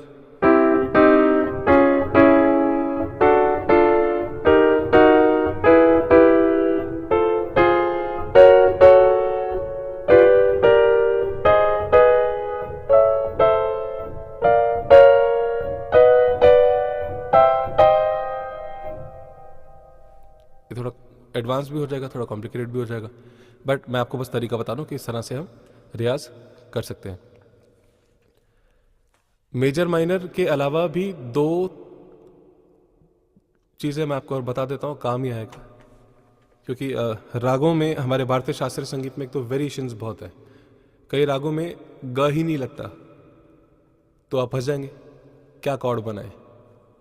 जैसे राग वृंदावनी सारंग, राग मेघ, आप ये सब राग देखेंगे तो कई रागों में जाती बार गा नहीं लगता, आती बार लग जाता है, तो फिर तो फंस जाएंगे फिर आप, अगर वहाँ पे कॉर्ड लगाना है तो, और उस राग के अंदर कोई कॉम्पोजिशन है। तो इसलिए मैं आपको ये दूसरा अंदाज भी बता रहा हूँ। अब यहाँ पर क्या करेंगे, अभी एग्जाम्पल ले रहे हैं सी शार्प, या चलिए सी का ही लेते हैं, आसान रहता है। हमें मालूम है 1 5 8 मेजर कॉर्ड हो गया, 1 4 8 मतलब माइनर कॉर्ड।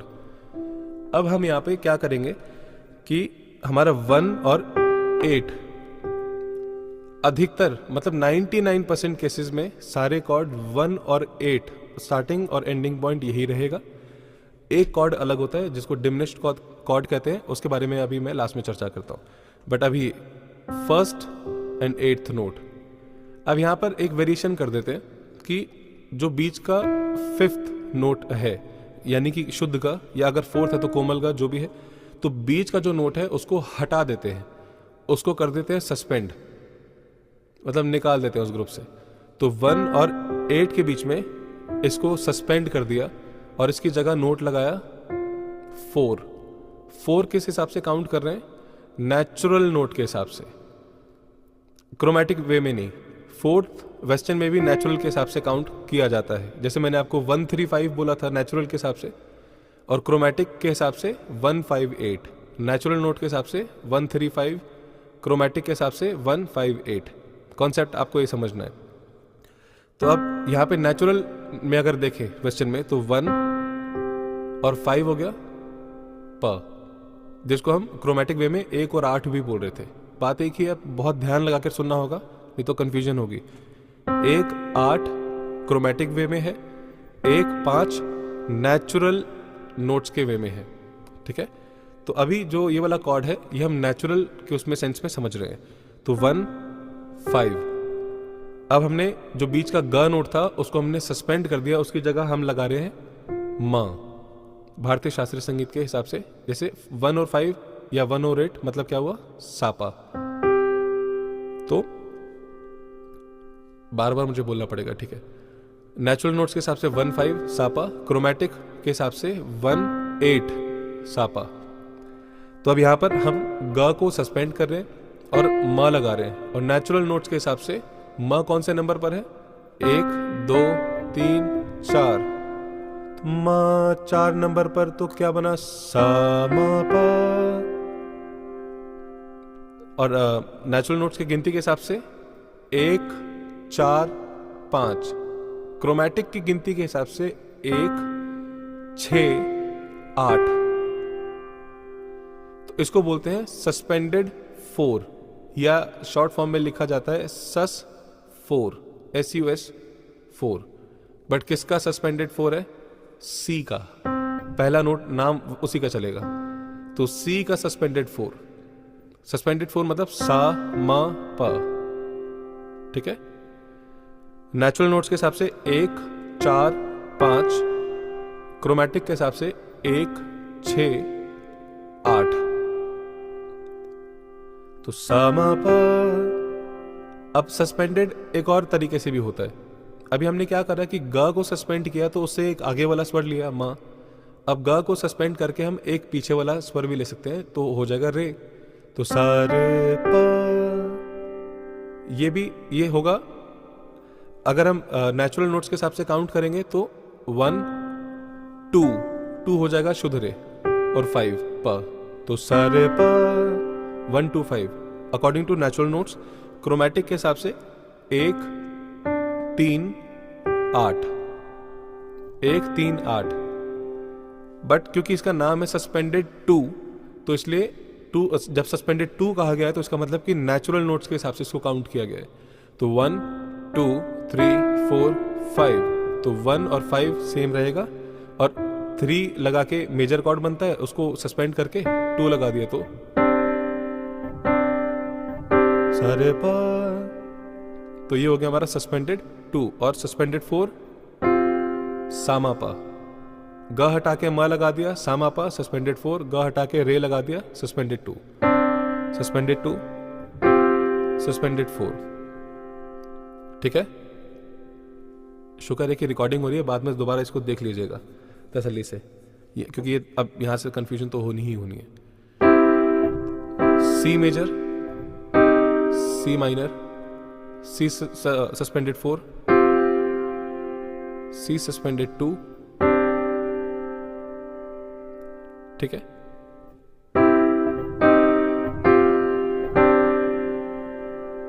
तो सी के 4 वेरिएशंस आपको देखने को मिले। 2 और बताता हूं बस, उसके बाद कहानी खत्म। अभी सी में ही बताता हूं। तो क्या क्या जाना? मेजर, माइनर, सस्पेंडेड, और अभी उसके बाद हम जानते हैं डिमिनिश्ड। डे मनीषा ड से पहले बताता हूं ऑगमेंटेड। ऑगमेंटेड भी एक बड़ा इंटरेस्टिंग केस है। ऑगमेंटेड में क्या होगा, जैसे सी मेजर कॉर्ड है तो सा गा पा, अब इसमें सा और ग सेम रहेगा, बस प की जगह कोमल ध बजाना है, तो ये हो जाएगा सी ऑगमेंटेड। सा शुद्ध ग कोमल ध, ये ऑगमेंटेड कॉर्ड होगा, तो सी ऑगमेंटेड। ऐसे सी शार्प का ऑगमेंटेड, सा शुद्ध ग कोमल ध। ये मेजर कॉर्ड अगर 1 3 5 मतलब सॉरी सागा पा किया तो सी शार्प मेजर, सागा धा अगर ये किया तो सी शार्प का ऑगमेंटेड। समझ आ रहा है? हाँ बोलो जबरदस्ती, हाँ बोलो, ठीक है।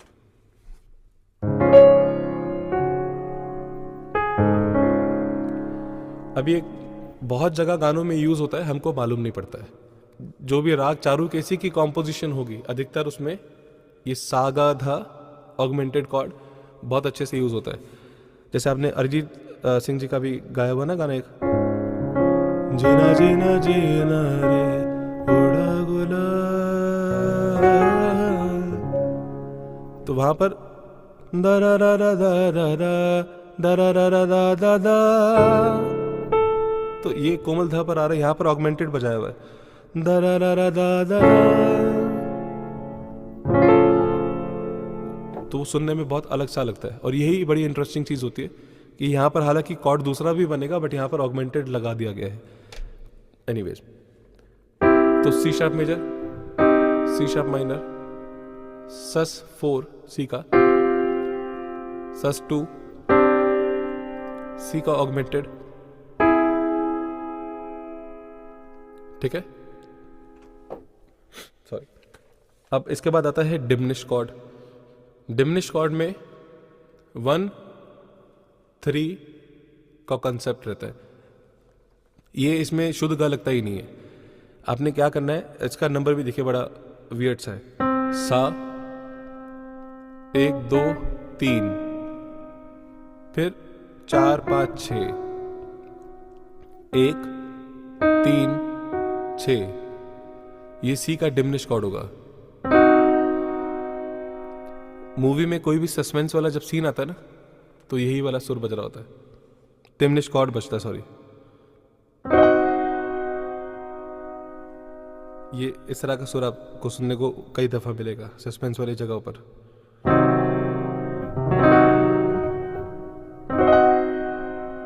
तो क्रोमैटिक के हिसाब से 1 3 6, भारतीय शास्त्रीय संगीत के हिसाब से सा कोमल गा तीव्र मा,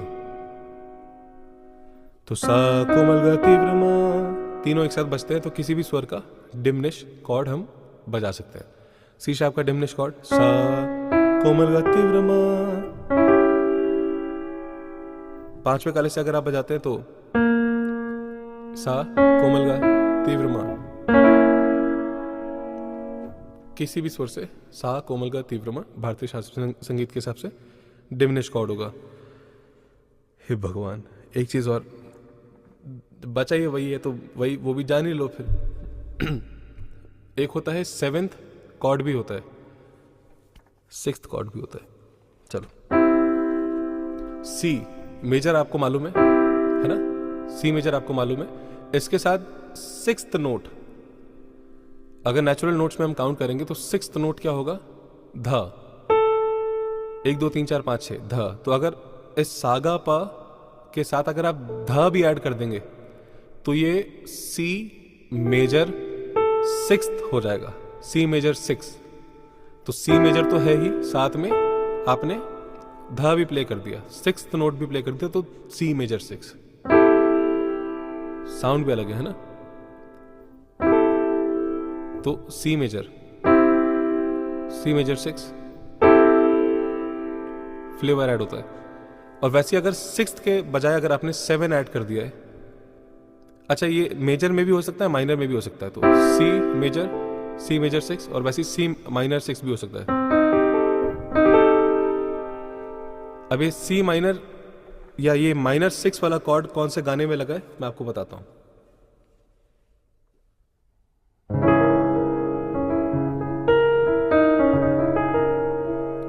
जो भी राग शिवरंजनी में गाने हैं अधिकतर उनमें ये कॉर्ड यूज होता है।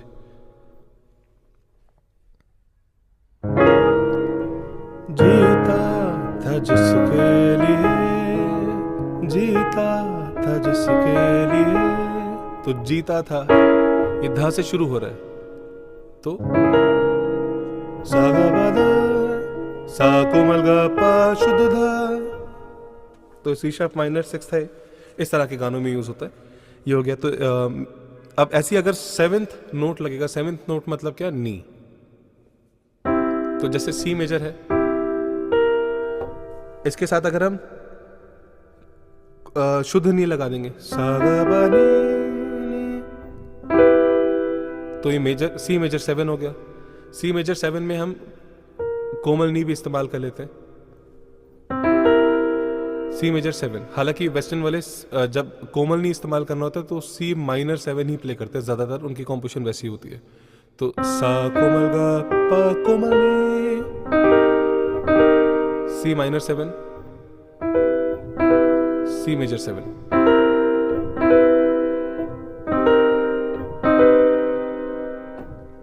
बस अब इससे ऊपर कॉर्ड्स जानेंगे तो अपना नाम भी भूल जाएंगे फिर पूरे दिन में। पता लगे वही हो गया। What is your name, diminish. क्या खाते हैं, सी मेजर। आज पीने में क्या पिया, सी माइनर पिया है। पूरे दिन ये घूमता रहेगा, ऑगमेंटेड हो जाएगा दिमाग एकदम। एक क्विक रिवीजन रखते हैं, नाम बोल रहा हूं बस। सी मेजर, सी माइनर, सी sus 2, C suspended 4, C augmented, C diminished, C major 6, C minor 6, C major 7 और C minor 7।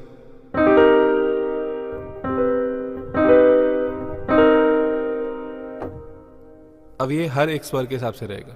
आप जिस भी स्वर से बजाएंगे उसका major, minor, suspended 2, suspended 4, augmented, diminished, major 6, major 7, minor 6, minor 7, हाँ माइनर 7, मेजर 7, जो भी है। यहां तक समझ में आ गया?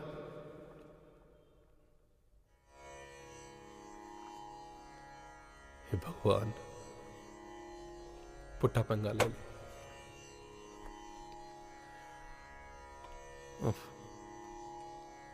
बट ठीक है, सीखने का कॉन्सेप्ट है तो करना ही पड़ता है, बजाना है तो। यहां तक अगर कोई सवाल है तो पूछना चाहे पूछ सकते हैं, फिर मैं आगे बढ़ता हूं।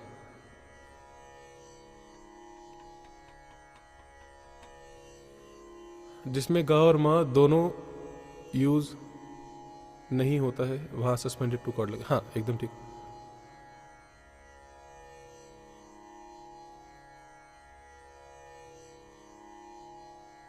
What we play chords. अब वाई, अच्छा मेरे ख्याल से टी की जगह वाई लगाना होगा, तो वाई वी प्ले कॉर्ड्स, ऐसा पूछना चाहते हैं? मैं अभी इसके बारे में बताता हूँ। गाने को सजाने के लिए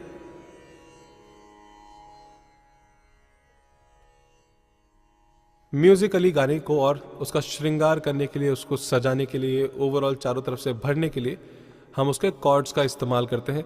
और कॉर्ड्स बेसिकली क्या होता है कि जहाँ पर, जैसे कि हमारे भारतीय शास्त्रीय संगीत में तो क्या परंपरा है कि तानपुरा प्ले होता है। तानपुरा जब प्ले होता है तो उसमें 2 ही स्वर बज रहे हैं, सा और प, और पूरा गाना आपको उसी के रेफरेंस पर गाना होगा। मगर वेस्टर्न में क्या होता है कि जहाँ जहाँ गाने में आप होल्ड जहाँ पर आ रहा है, जहाँ पर आप रुक रहे हैं, वहाँ पर आप उसका अलग से कॉर्ड बना सकते हैं। तो वहाँ पर सपोर्ट बहुत अच्छा मिल जाता है आपको। जैसे कि अगर मुझे भारतीय शास्त्रीय संगीत के हिसाब से गाना है तो सापा ही प्ले करूंगा, मैं गा भी नहीं कर सकता। सा, अब मुझे सब कुछ गाना है तो सापा पे ही गाना है। माँ अगर गाना होगा तो सापा पर ही गाना है। सा और पा बज रहा है बट माँ गा रहा हूँ तो माँ के लिए मैं अलग से सुर नहीं बजा सकता, सापा पर ही मुझे माँ गाना पड़ेगा। बट वेस्टर्न वाले कहते हैं कि आप जो भी स्वर गा रहे हैं आप उसका अपना मेजर माइनर आप बजा सकते हैं विद इन द स्केल। वो अभी स्केल क्या होता है बताऊंगा।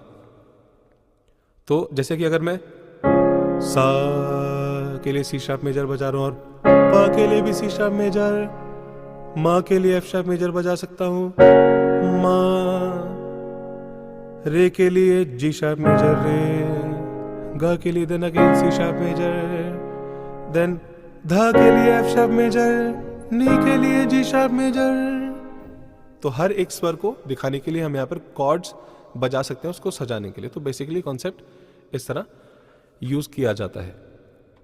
और यही फिर लाइट म्यूजिक जब हमारा इंडियन बॉलीवुड म्यूजिक जब हमारा आता है तो वहाँ पर वेस्टर्न की इस टेक्निक को देखकर ही इस्तेमाल किया गया है। और यही सबसे बड़ा डिफरेंस बना देता है भारतीय शास्त्रीय संगीत और भाव संगीत में, यानी कि क्लासिकल म्यूजिक और लाइट म्यूजिक में। कि क्लासिकल में हम सिर्फ तानपुरे पर जो रेफरेंस हमें मिलता है उसी के बिहाफ पर हमको पूरी क्रिएशन करनी होती है, और लाइट म्यूजिक में हम इन कॉर्ड्स का सहारा ले सकते हैं।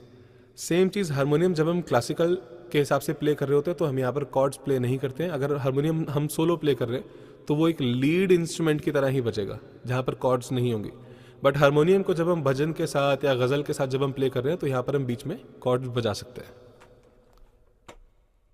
आई गेस कि क्लियर हो गया होगा।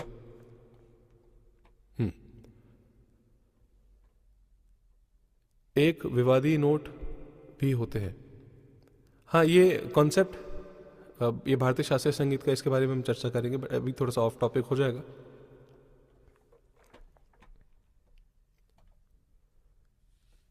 डिमनिश्ड है, डे मनीष ड, डिमनिश्ड। हाँ, कॉर्ड्स कैसे मैं मैच कर रहा हूं अभी उसके बारे में चर्चा करते हैं अब।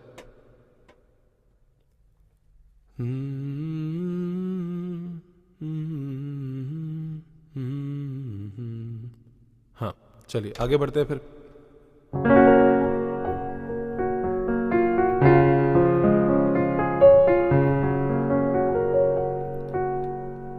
देखिए, बना बनाया खाना तो अभी दूंगा नहीं, खाना बनाना बता दूंगा। ये सामान लगता है, ऐसे ऐसे इसकी विधि है, पहले गैस पर रखना, गैस चलाना, ये करना वो करना वो करना, तो वहाँ उतना बारीकी से बता दूंगा। उसके बाद फिर अब आपका एक्सपेरिमेंट होगा। ये जानने के बाद भी अगर आप खाना आप जलाएं, खराब बनाएं, कुछ भी करें, सब आपकी चीज़। बहुत अच्छा बनाएंगे तो भी आप ही के लिए होगा, खराब बनाएंगे तो भी आप ही के लिए होगा। कोई टेंशन नहीं। आइए वापस से स्क्रीन शेयर कर देता हूँ। ओके, स्क्रीन पर दिख रहा है सब कुछ, वही कीबोर्ड कीज, ठीक है। एक तो समझाने के चक्कर में इतने ऊपर नीचे स्वर बजाने पड़ रहे हैं ना, बिल्कुल अच्छा नहीं लगता सुनने में। 2 मिनट तानपुरा सुन लेते हैं ना, एक मतलब आधा मिनट ही सुन लेते हैं थोड़ा सा। ओहो हो, इसलिए मेरी नजर में ना ये डिफरेंस हमेशा रहेगा, एक सुकून की चीज है और एक मजे की चीज है।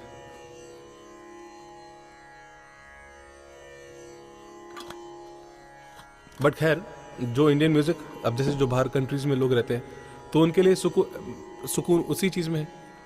वो एकदम मेटल गिटार में रॉक स्टाइल में सुनकर सोते होंगे, उनको वैसे सुकून मिलता होगा। अभी हम हनुमान चालीसा वाले लोग, हम वो सुनकर सोते हैं, आनंद उसमें आता है। वो तानपुरे पर चल रहा होता तो हाँ।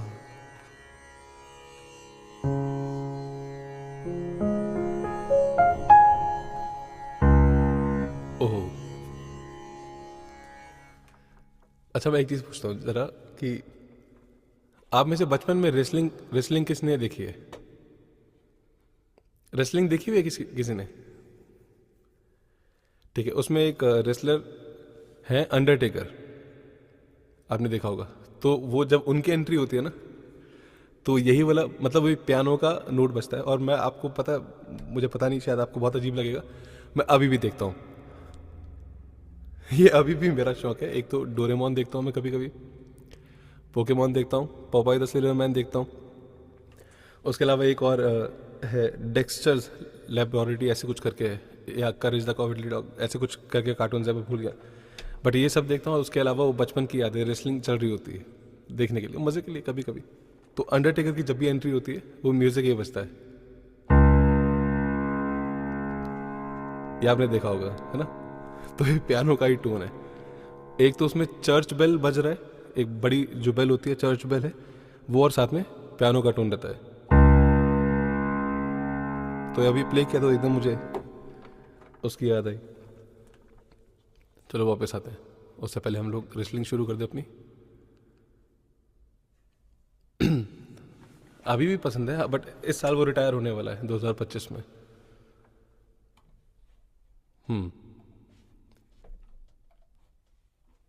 देखिए रेसलिंग को भी, हाँ, मैं एक वजह ज़रूर बता देता हूँ कि देखना मुझे अभी भी पसंद क्यों है।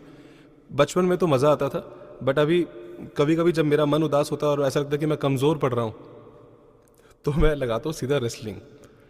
और जो मार रहा है उसकी स्ट्रेंथ से भी सीखने को मिलता है, और जो पिट रहा है वो कितना सह रहा है उससे भी सीखने को मिलता है। तो अब पहले मेरी वजहें कुछ और होती थी चीज़ों को करने की, अब वजहें कुछ और होती हैं, तो अब वो भी सीखने के लिए रहता है मेरे लिए। और हाँ, एक और चैनल मैं आपको रेकमेंड करता हूँ, मन करे तो देखना, नहीं मन करे तो मत देखना, आचार्य प्रशांत।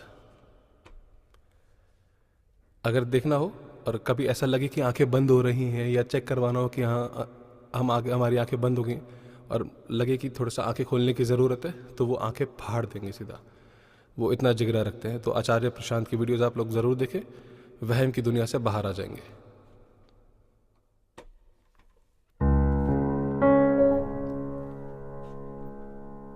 वाह, ये बहुत खूबसूरत चीज़ है।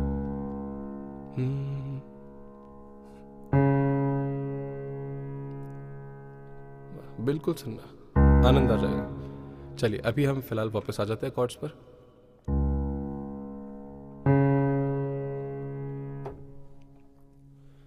हे प्रभु, एक ही दिन में सब कुछ बताने का क्या प्रण उठा लिया मैंने। आओ, हर एक स्वर के हिसाब से कॉर्ड किस तरह सेट किया जा सकता है, कौन सा कॉर्ड कब बजाना है, कौन सा कब नहीं बजाना है, इसका डिसीजन हम कैसे लेंगे, ये भी मैं आपको सरगम के माध्यम से बता देता हूँ। और जब सरगम के माध्यम से मैं आपको बता दूंगा, तो जब आप गाने का नोटेशन निकालेंगे तो आपको खुद ब खुद वैसे भी पता लग जाएगा, तो उसमें कोई बड़ी चीज़ ही नहीं है। बट हाँ, गाने का एग्जाम्पल भी मैं छोटा सा दे ही दूंगा। तो सरगम के हिसाब से पहले देखते हैं, ठीक है। अभी अच्छा, वापस से स्टॉप करता हूँ। पहले मुझे आप कोई भी रुकिए, बताता हूँ, एक डिफरेंस आपको बता देता हूँ, ताकि मैं सवाल जो आपसे पूछूं तो कम से कम मुझे तसल्ली हो कि आपको मालूम है। हालांकि बहुत सारे लोगों को होगा कि जब सी से लेके सी तक अगर मैं पूरा कंप्लीट सारे गामा पा धा नी सा प्ले करता हूँ, इसको बोलते हैं सी का स्केल प्ले कर रहा हूं। तो स्केल का मतलब होता है कि कंप्लीट आरोह अवरोह। तो जब हम बोलते हैं ना कि सी स्केल से हम गा रहे हैं, तो कैसे गाओगे सी स्केल से? एक साथ सातों स्वर गा दोगे? वो 7-8 आत्माएं तो नहीं बिठा रखी, तो वो हारमोनी निकालेंगे, तो वो तो प्रैक्टिकली पॉसिबल नहीं है। तो आप इंडिविजुअली नोट्स ही गाएंगे, बट वो एक कंप्लीट आप एक सेट गाएंगे।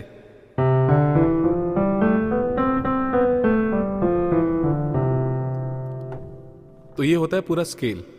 तो अब ऐसे ही अगर सी शार्प से आप सारे गामा पा धा नी सा प्ले कर रहे हैं, तो वो एक यानी कि स्केल प्ले कर रहे हैं। और वेस्टर्न के हिसाब से जिसको स्केल कहते हैं ये लोग, उसी को हम लोग राग या थाट बोलते हैं। जैसे कि सी स्केल अगर ये बजा रहे हैं नेचुरल नोट्स में, तो ये एक्चुअल में क्या है? हमारा बिलावल थाट है।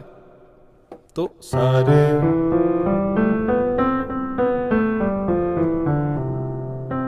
सी का स्केल मतलब हमारा बिलावल थाट। वैसे ही अब जैसे हमारा राग भूपाली है, तो राग भूपाली के अंदर कौन से स्वर लगते हैं? 5 स्वर है, सारे गा पा धा। अब यहाँ पर इसको क्या बोलते हैं, मैं स्केल्स, अलग अलग स्केल्स भी होते हैं। जैसे हमारे में, जैसे अभी आपने कॉर्ड्स के बारे में जाना है, मेजर माइनर, ये सब कॉर्ड्स हुए। इसके अलावा इनके स्केल्स के भी नाम अलग हैं। मेजर स्केल, मेजर स्केल मतलब शुद्ध के साथ सारे गा मा पा धा नी सा। माइनर स्केल मतलब उसमें ग और ध कोमल रहेगा।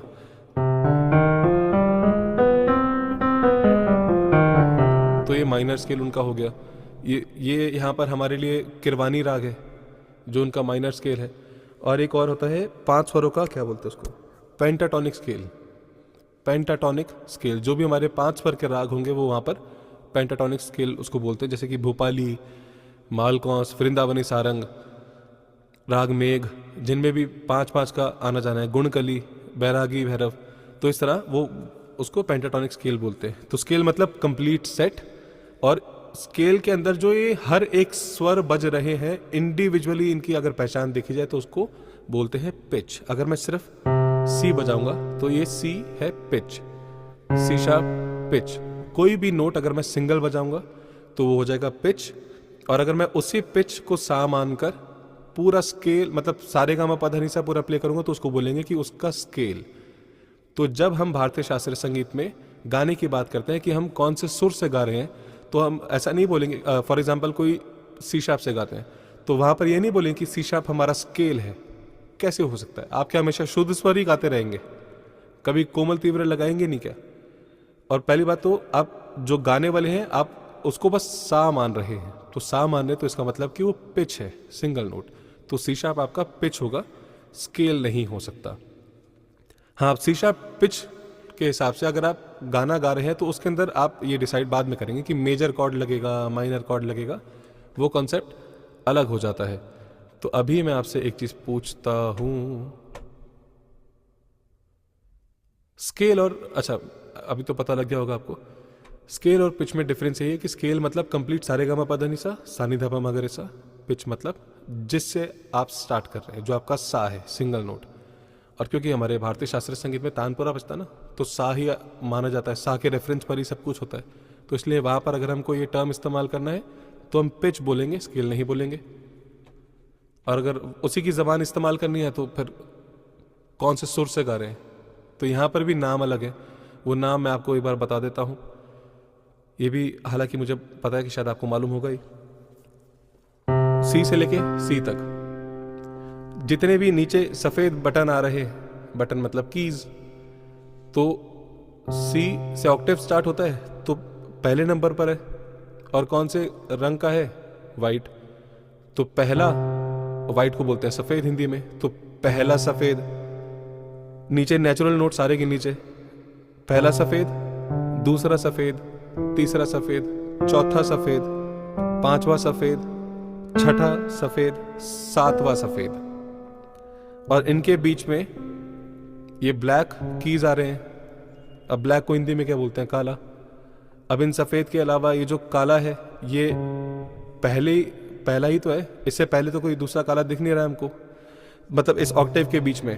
तो इसमें ये पहली बार आ रहा है तो इसलिए पहला काला, ये दूसरा काला, तीसरा काला, चौथा काला, पांचवा काला। सबसे सिंपल, हमारे में और ज्यादा सिंपल है ये। तो अगर आप सी शार्प से गा रहे तो आप क्या बोलेंगे? पहले काले से गा रहे। सी से गाएंगे तो मतलब पहले सफेद से गा रहे। अगर आप दूसरे काले ई फ्लैट से गाते हैं या डी शार्प तो उसको दूसरा काला बोलेंगे। ई से गाते हैं तो तीसरा सफेद बोलेंगे। इस तरह भी आप बोल सकते हैं। अब आप मुझे बताइए कि मैं कोई भी कॉर्ड का स्ट्रक्चर मतलब सारेगामापधनिसा के हिसाब से कौन से सुर से बताऊं। मतलब सारेगामापधनिसा हम गाएंगे तो मैं आपको बताऊंगा कि सा में क्या कॉर्ड लगेगा, रे में क्या लगेगा, ग में क्या लगेगा, म में क्या लगेगा। तो ये स्ट्रक्चर कोई भी मुझे एक पिच बताइए, उसके हिसाब से मैं बताऊंगा। क्योंकि ये पूरे में समझाने बैठ गया तो हो जाएगा, मैं दादा बन चुका हूँ, मेरे पोते भी बैठ के सिखा रहे होंगे या पोतियाँ। तो इसलिए अभी उतना वक्त नहीं लगाएंगे, कोई एक फिक्स करते हैं। तो जिस पिच को लेके ज़्यादा वोट आएगा उसी पिच में मैं बता देता हूँ।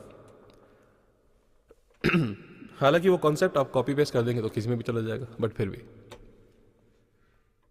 और ये गिनने का काम भी मैं नहीं करूंगा, आप में से कोई गिनकर मुझे बताए। सा क्यों लिखा आपने? सा तो कुछ भी हो सकता है ना, इसमें किसी नोट का नाम लिखेंगे। वेस्टर्न में E B B, C sharp, A sharp, C B B, C sharp, C sharp, C sharp, A sharp. करो करो वोट करो। ये बी एम कैसे हो सकता है यार? पिच पूछ रहा हूं, पिच, कॉर्ड नहीं। C sharp. ठीक है ठीक है, लिखो लिखो, फिर लास्ट में काउंट करके बताओ मुझे ज़्यादा वोट किसके हैं।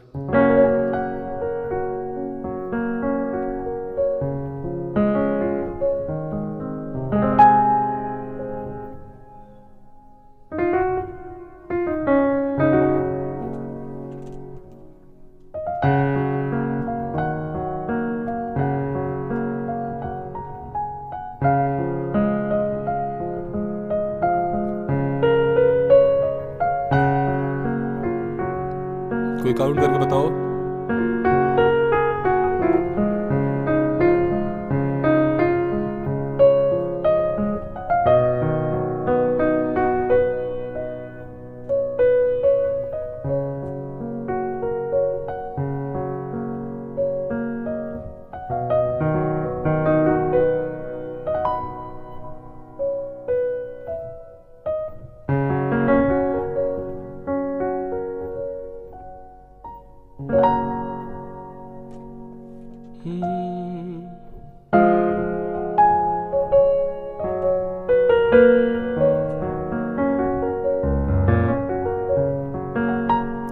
सी शार्प ज्यादा आ रहा है कैसे ना। हाँ,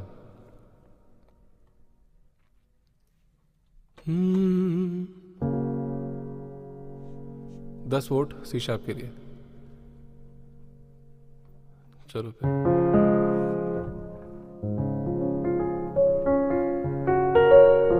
सी शार्प से दिखता है।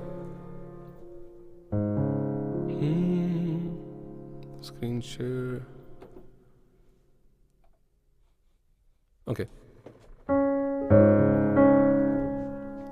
सी शार्प अगर हमारा सा है तो एक चीज आपने देख लेनी है हमेशा कि हर एक, हालांकि यहां पर एक थ्योरी बड़ी ही खूबसूरत है मगर उतना डीप मैं अभी ले जाऊंगा नहीं उस तरीके से, ये तो अभी फिर अलग ही आप जोन में चले जाएंगे, उतना जानने की जरूरत नहीं है, इसलिए मैं आपको सारेगामा पा धा नी सा के हिसाब से बस बता रहा हूं। सा के लिए आप, हाँ वैसे हर एक स्केल में ना एक फिक्स होता है कि सी शार्प स्केल में इतने मेजर कॉर्ड्स लगेंगे, इतने माइनर कॉर्ड लगेंगे, ऐसे डिमिनिश आएगा, ऐसे सस्पेंड 4 आ सकता है या 2 आ सकता है, ये हर एक स्केल में फिक्स होता है।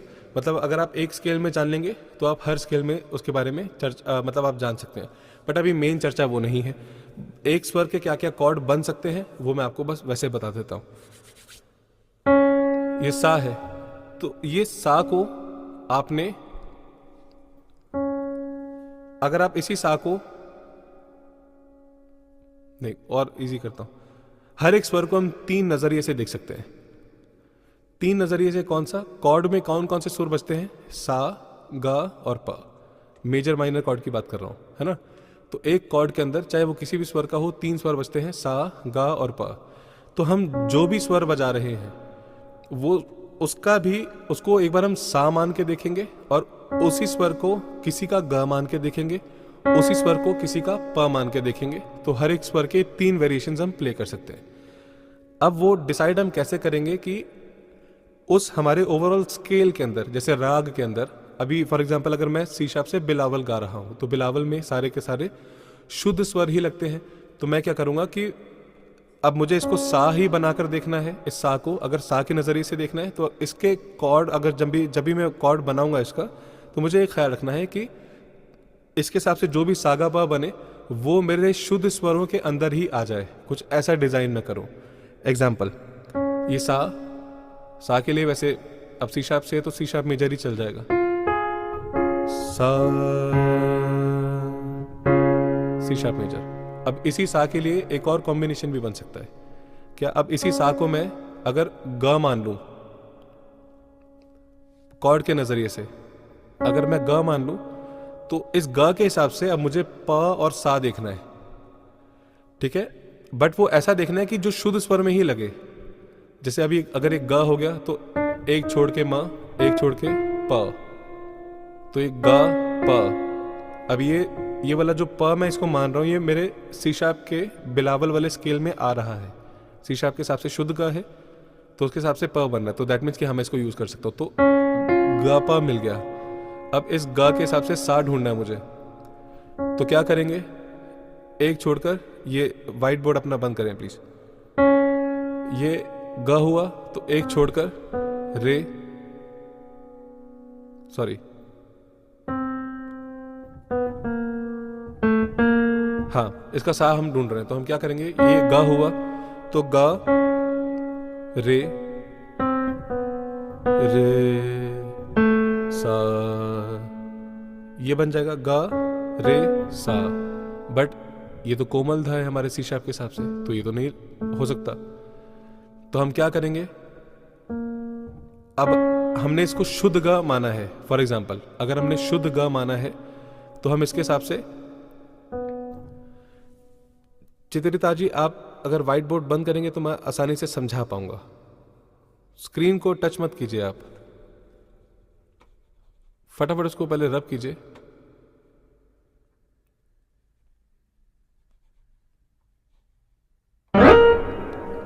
सॉरी, ये कैसी रुकावटें लेकर आते हैं आप लोग, हे भगवान। ओके,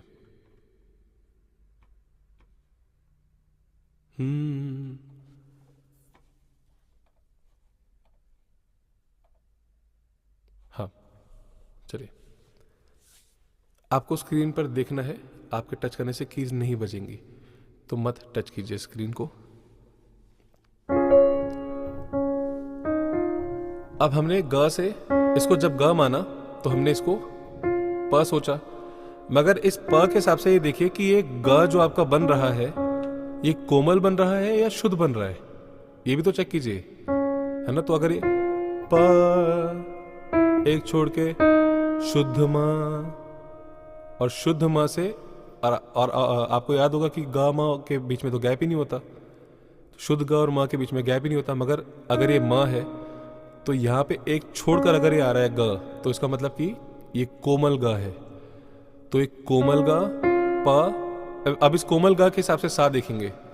कोमल ग से पहले क्या आता है, शुद्ध रे, उससे पहले कोमल रे, मतलब ये सा बन जाएगा। तो अब ये वाला जो सुर है ये सी शार्प के स्केल में आ रहा है ना, सारे गामा प धा ये बनता है। तो अब इसी सा को अगर हम कोमल गा की नजर से देख रहे हैं तो ये गा प सा, और इस कॉर्ड का नाम क्या है, ए शार्प माइनर, ए शार्प माइनर या तो बी फ्लैट माइनर। तो अब इसी सा के लिए सी शार्प मेजर भी हो सकता है, सा, और कभी कभी इसी सा के एक वेरिएशन को क्रिएट करने के लिए हम सा सा, तो थोड़ा सुनने में अलग लगेगा, बट ये हम कब यूज करते हैं, जैसे कि जब हम राग कौशिक ध्वनि बजा रहे हैं, जिसमें सा नि ध नि सा ग म ध नि नि ध म ग म ध ग म ग सा। अब इस राग के अंदर प ही नहीं लग रहा, तो मैं क्या करूंगा, अब इसमें मैं सी शार्प का मेजर तो बजा ही नहीं सकता क्योंकि प लग रहा है। तो इसलिए मैं कौशिक ध्वनि में अगर कॉर्ड बजाऊंगा सा का, तो मैं ध सा ग ये वाला कॉर्ड रखूंगा। तो ये एक्चुअल में बन जाएगा, सा को कोमल ग माना, इसका सा बन गया ए शार्प, प बन गया एफ, तो ए शार्प माइनर। तो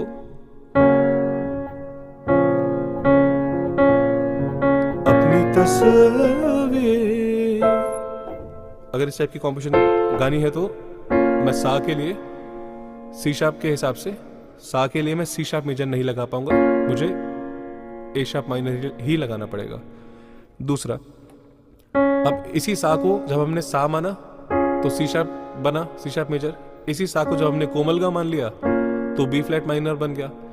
अब इसी सा को अगर मैं प मान लूं तो प, अब इसके हिसाब से ग और सा ढूंढना है नीचे, प तीव्र मा शुद्ध गा, तो गा मिल गया, कोमल गा शुद्ध रे कोमल रे सा, तो सा गा पा। इसके हिसाब से अब इसी को अगर प माना तो इसका प गा सा, ये भी बाय डिफॉल्ट शुद्ध स्वरों में आ रहा है बिलावल में, सा शुद्ध धा शुद्ध मा, तो मतलब बिलावल में मैं इसको भी यूज कर सकता हूं। तो इसी को जब दोबारा बोल रहा हूं, इसी को सा माना तो सी शार्प मेजर, इसको कोमल गा मान लिया तो बी फ्लैट माइनर, इसी को प माना तो ये कौन सा कॉर्ड है, एफ शार्प मेजर।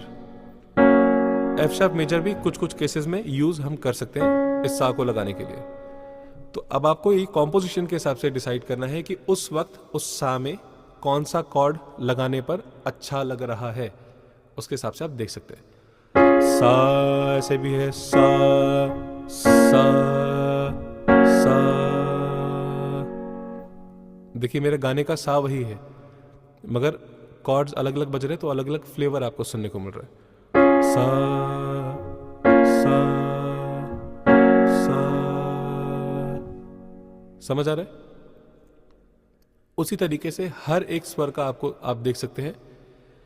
अब अगर ये रे है तो सबसे पहले इस रे को सा की तरह ट्रीट कीजिए कि अब यहां से सागा पा बनाना है, बट बिलावल के अंदर। तो अगर ये सा है तो अब हम देखेंगे अब कॉर्ड का सिस्टम क्या है। अगर ये सा है मतलब 1, तो 1 5 8, तो काउंट करके देखते हैं। 1 2 3 4 5 6 7 8। ये रे के हिसाब से कॉर्ड बन गया। ये नोट है डी शार्प या ई फ्लैट, अभी डी शार्प बोलते हैं, चलिए डी शार्प। बट इसमें क्या क्या कॉर्ड लग रहा है, सुर लग रहा है 1 5 8। बट ये जो 5 वाला नोट है ये तो बिलावल में आएगा ही नहीं, क्योंकि बिलावल के हिसाब से ये तो तीव्र म है। सी शार्प के हिसाब से जब हम बिलावल प्ले कर रहे हैं तो जैसे सारे गा मा पा, बट डी शार्प में तो ये वाला आ रहा है 1 5 8। तो हम क्या करेंगे, कुछ चेंजेस करके देखेंगे कि अभी शुद्ध का आ रहा है ना 1 5 8, तो हम 5 की जगह 4 करके देखते हैं माइनर, तो 1 4 8 आ गया। तो ये बिलावल में हमारे सेट हो रहा है। तो रे माधा, रे के लिए क्या क्या हो सकता है, एक तो रे माधा बिलावल में, रे माधा मतलब सी शार्प के हिसाब से रे है तो मतलब डी शार्प, और 1 4 8 है तो डी शार्प माइनर कॉर्ड हो गया। तो रे के लिए एक तो ये लग सकता है अगर हम रे को सा मान लें। अब रे को अगर हम ग मान लें, बट अब यहां पर एक थोड़ा सा कॉन्सेप्ट ना अलग होगा, ये थोड़ी एडवांस चीज हो जाएगी।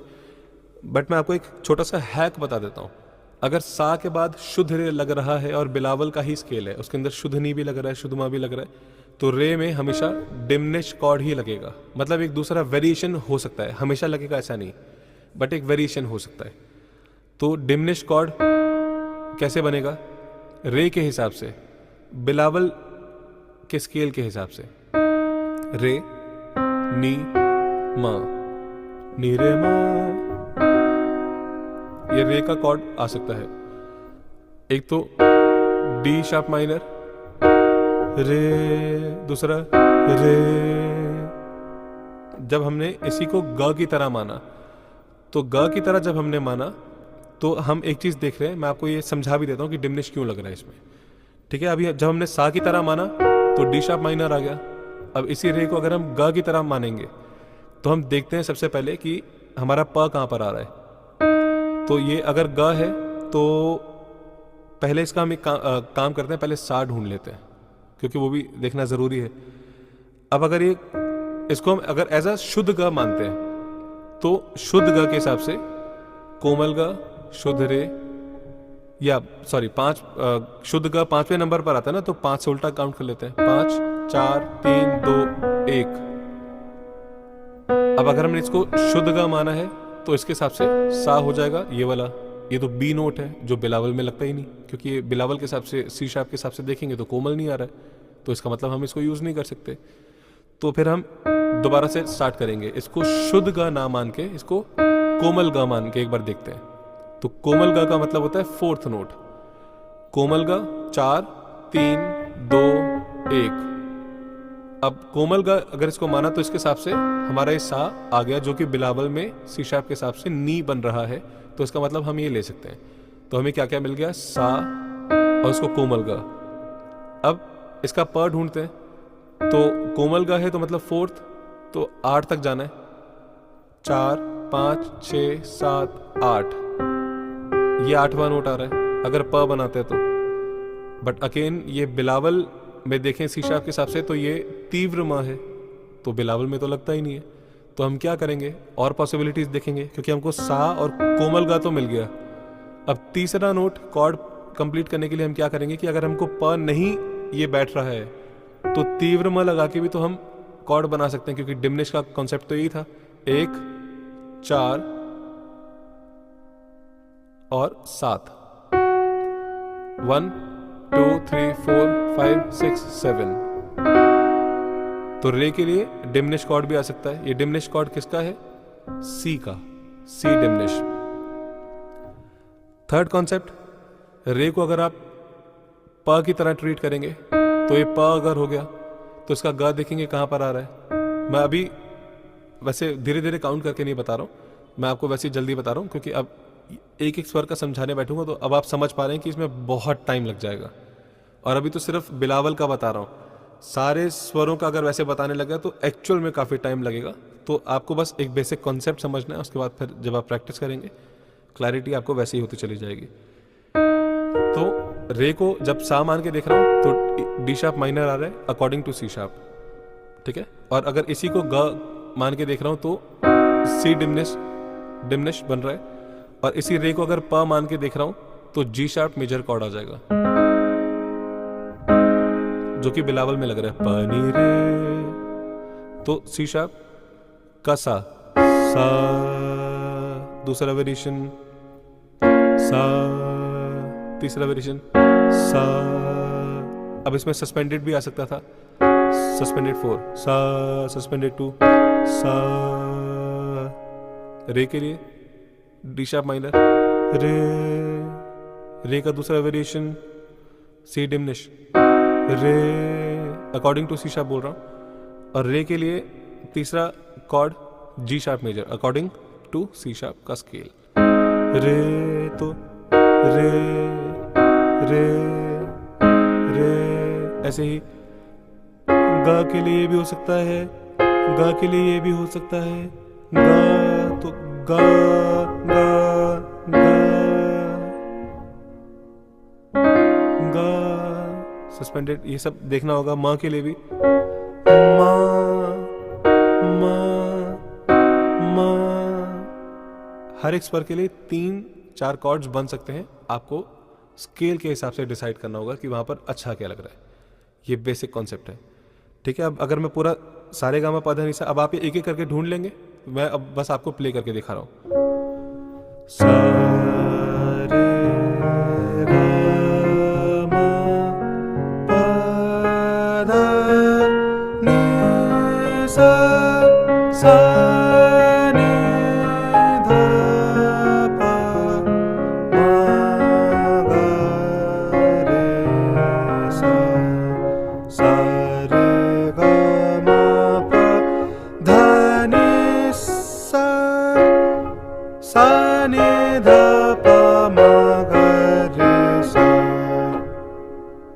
ये मैंने बेसिक कॉर्ड सब लगा दिया। अब आज के लिए बस इतना ही रखते हैं, नहीं तो पागल हो जाएंगे। बाकी का डिस्कशन अब गाने के बीच में कॉर्ड्स ये सेम चीज़ है, हालांकि नोट्स आपको पता लग जाएंगे तो आप गाने में भी ढूंढ लेंगे। बस हमारा आज का एक टॉपिक रह गया, वो फिर कभी चर्चा करेंगे कि गानों के बीच में जब हम गाना चला रहे होते हैं तो उसके बीच में धुन कैसे बनाई जाती है, क्योंकि अभी बहुत टाइम ज़्यादा इसमें हो गया है और इससे ज़्यादा ज्ञान मुझे लग रहा है अब आप ये डाइजेस्टिव सिस्टम जो है ना वो ख़राब हो जाएगा पूरा अच्छे से ही, कोई डाइजेशन उसमें करना नहीं है।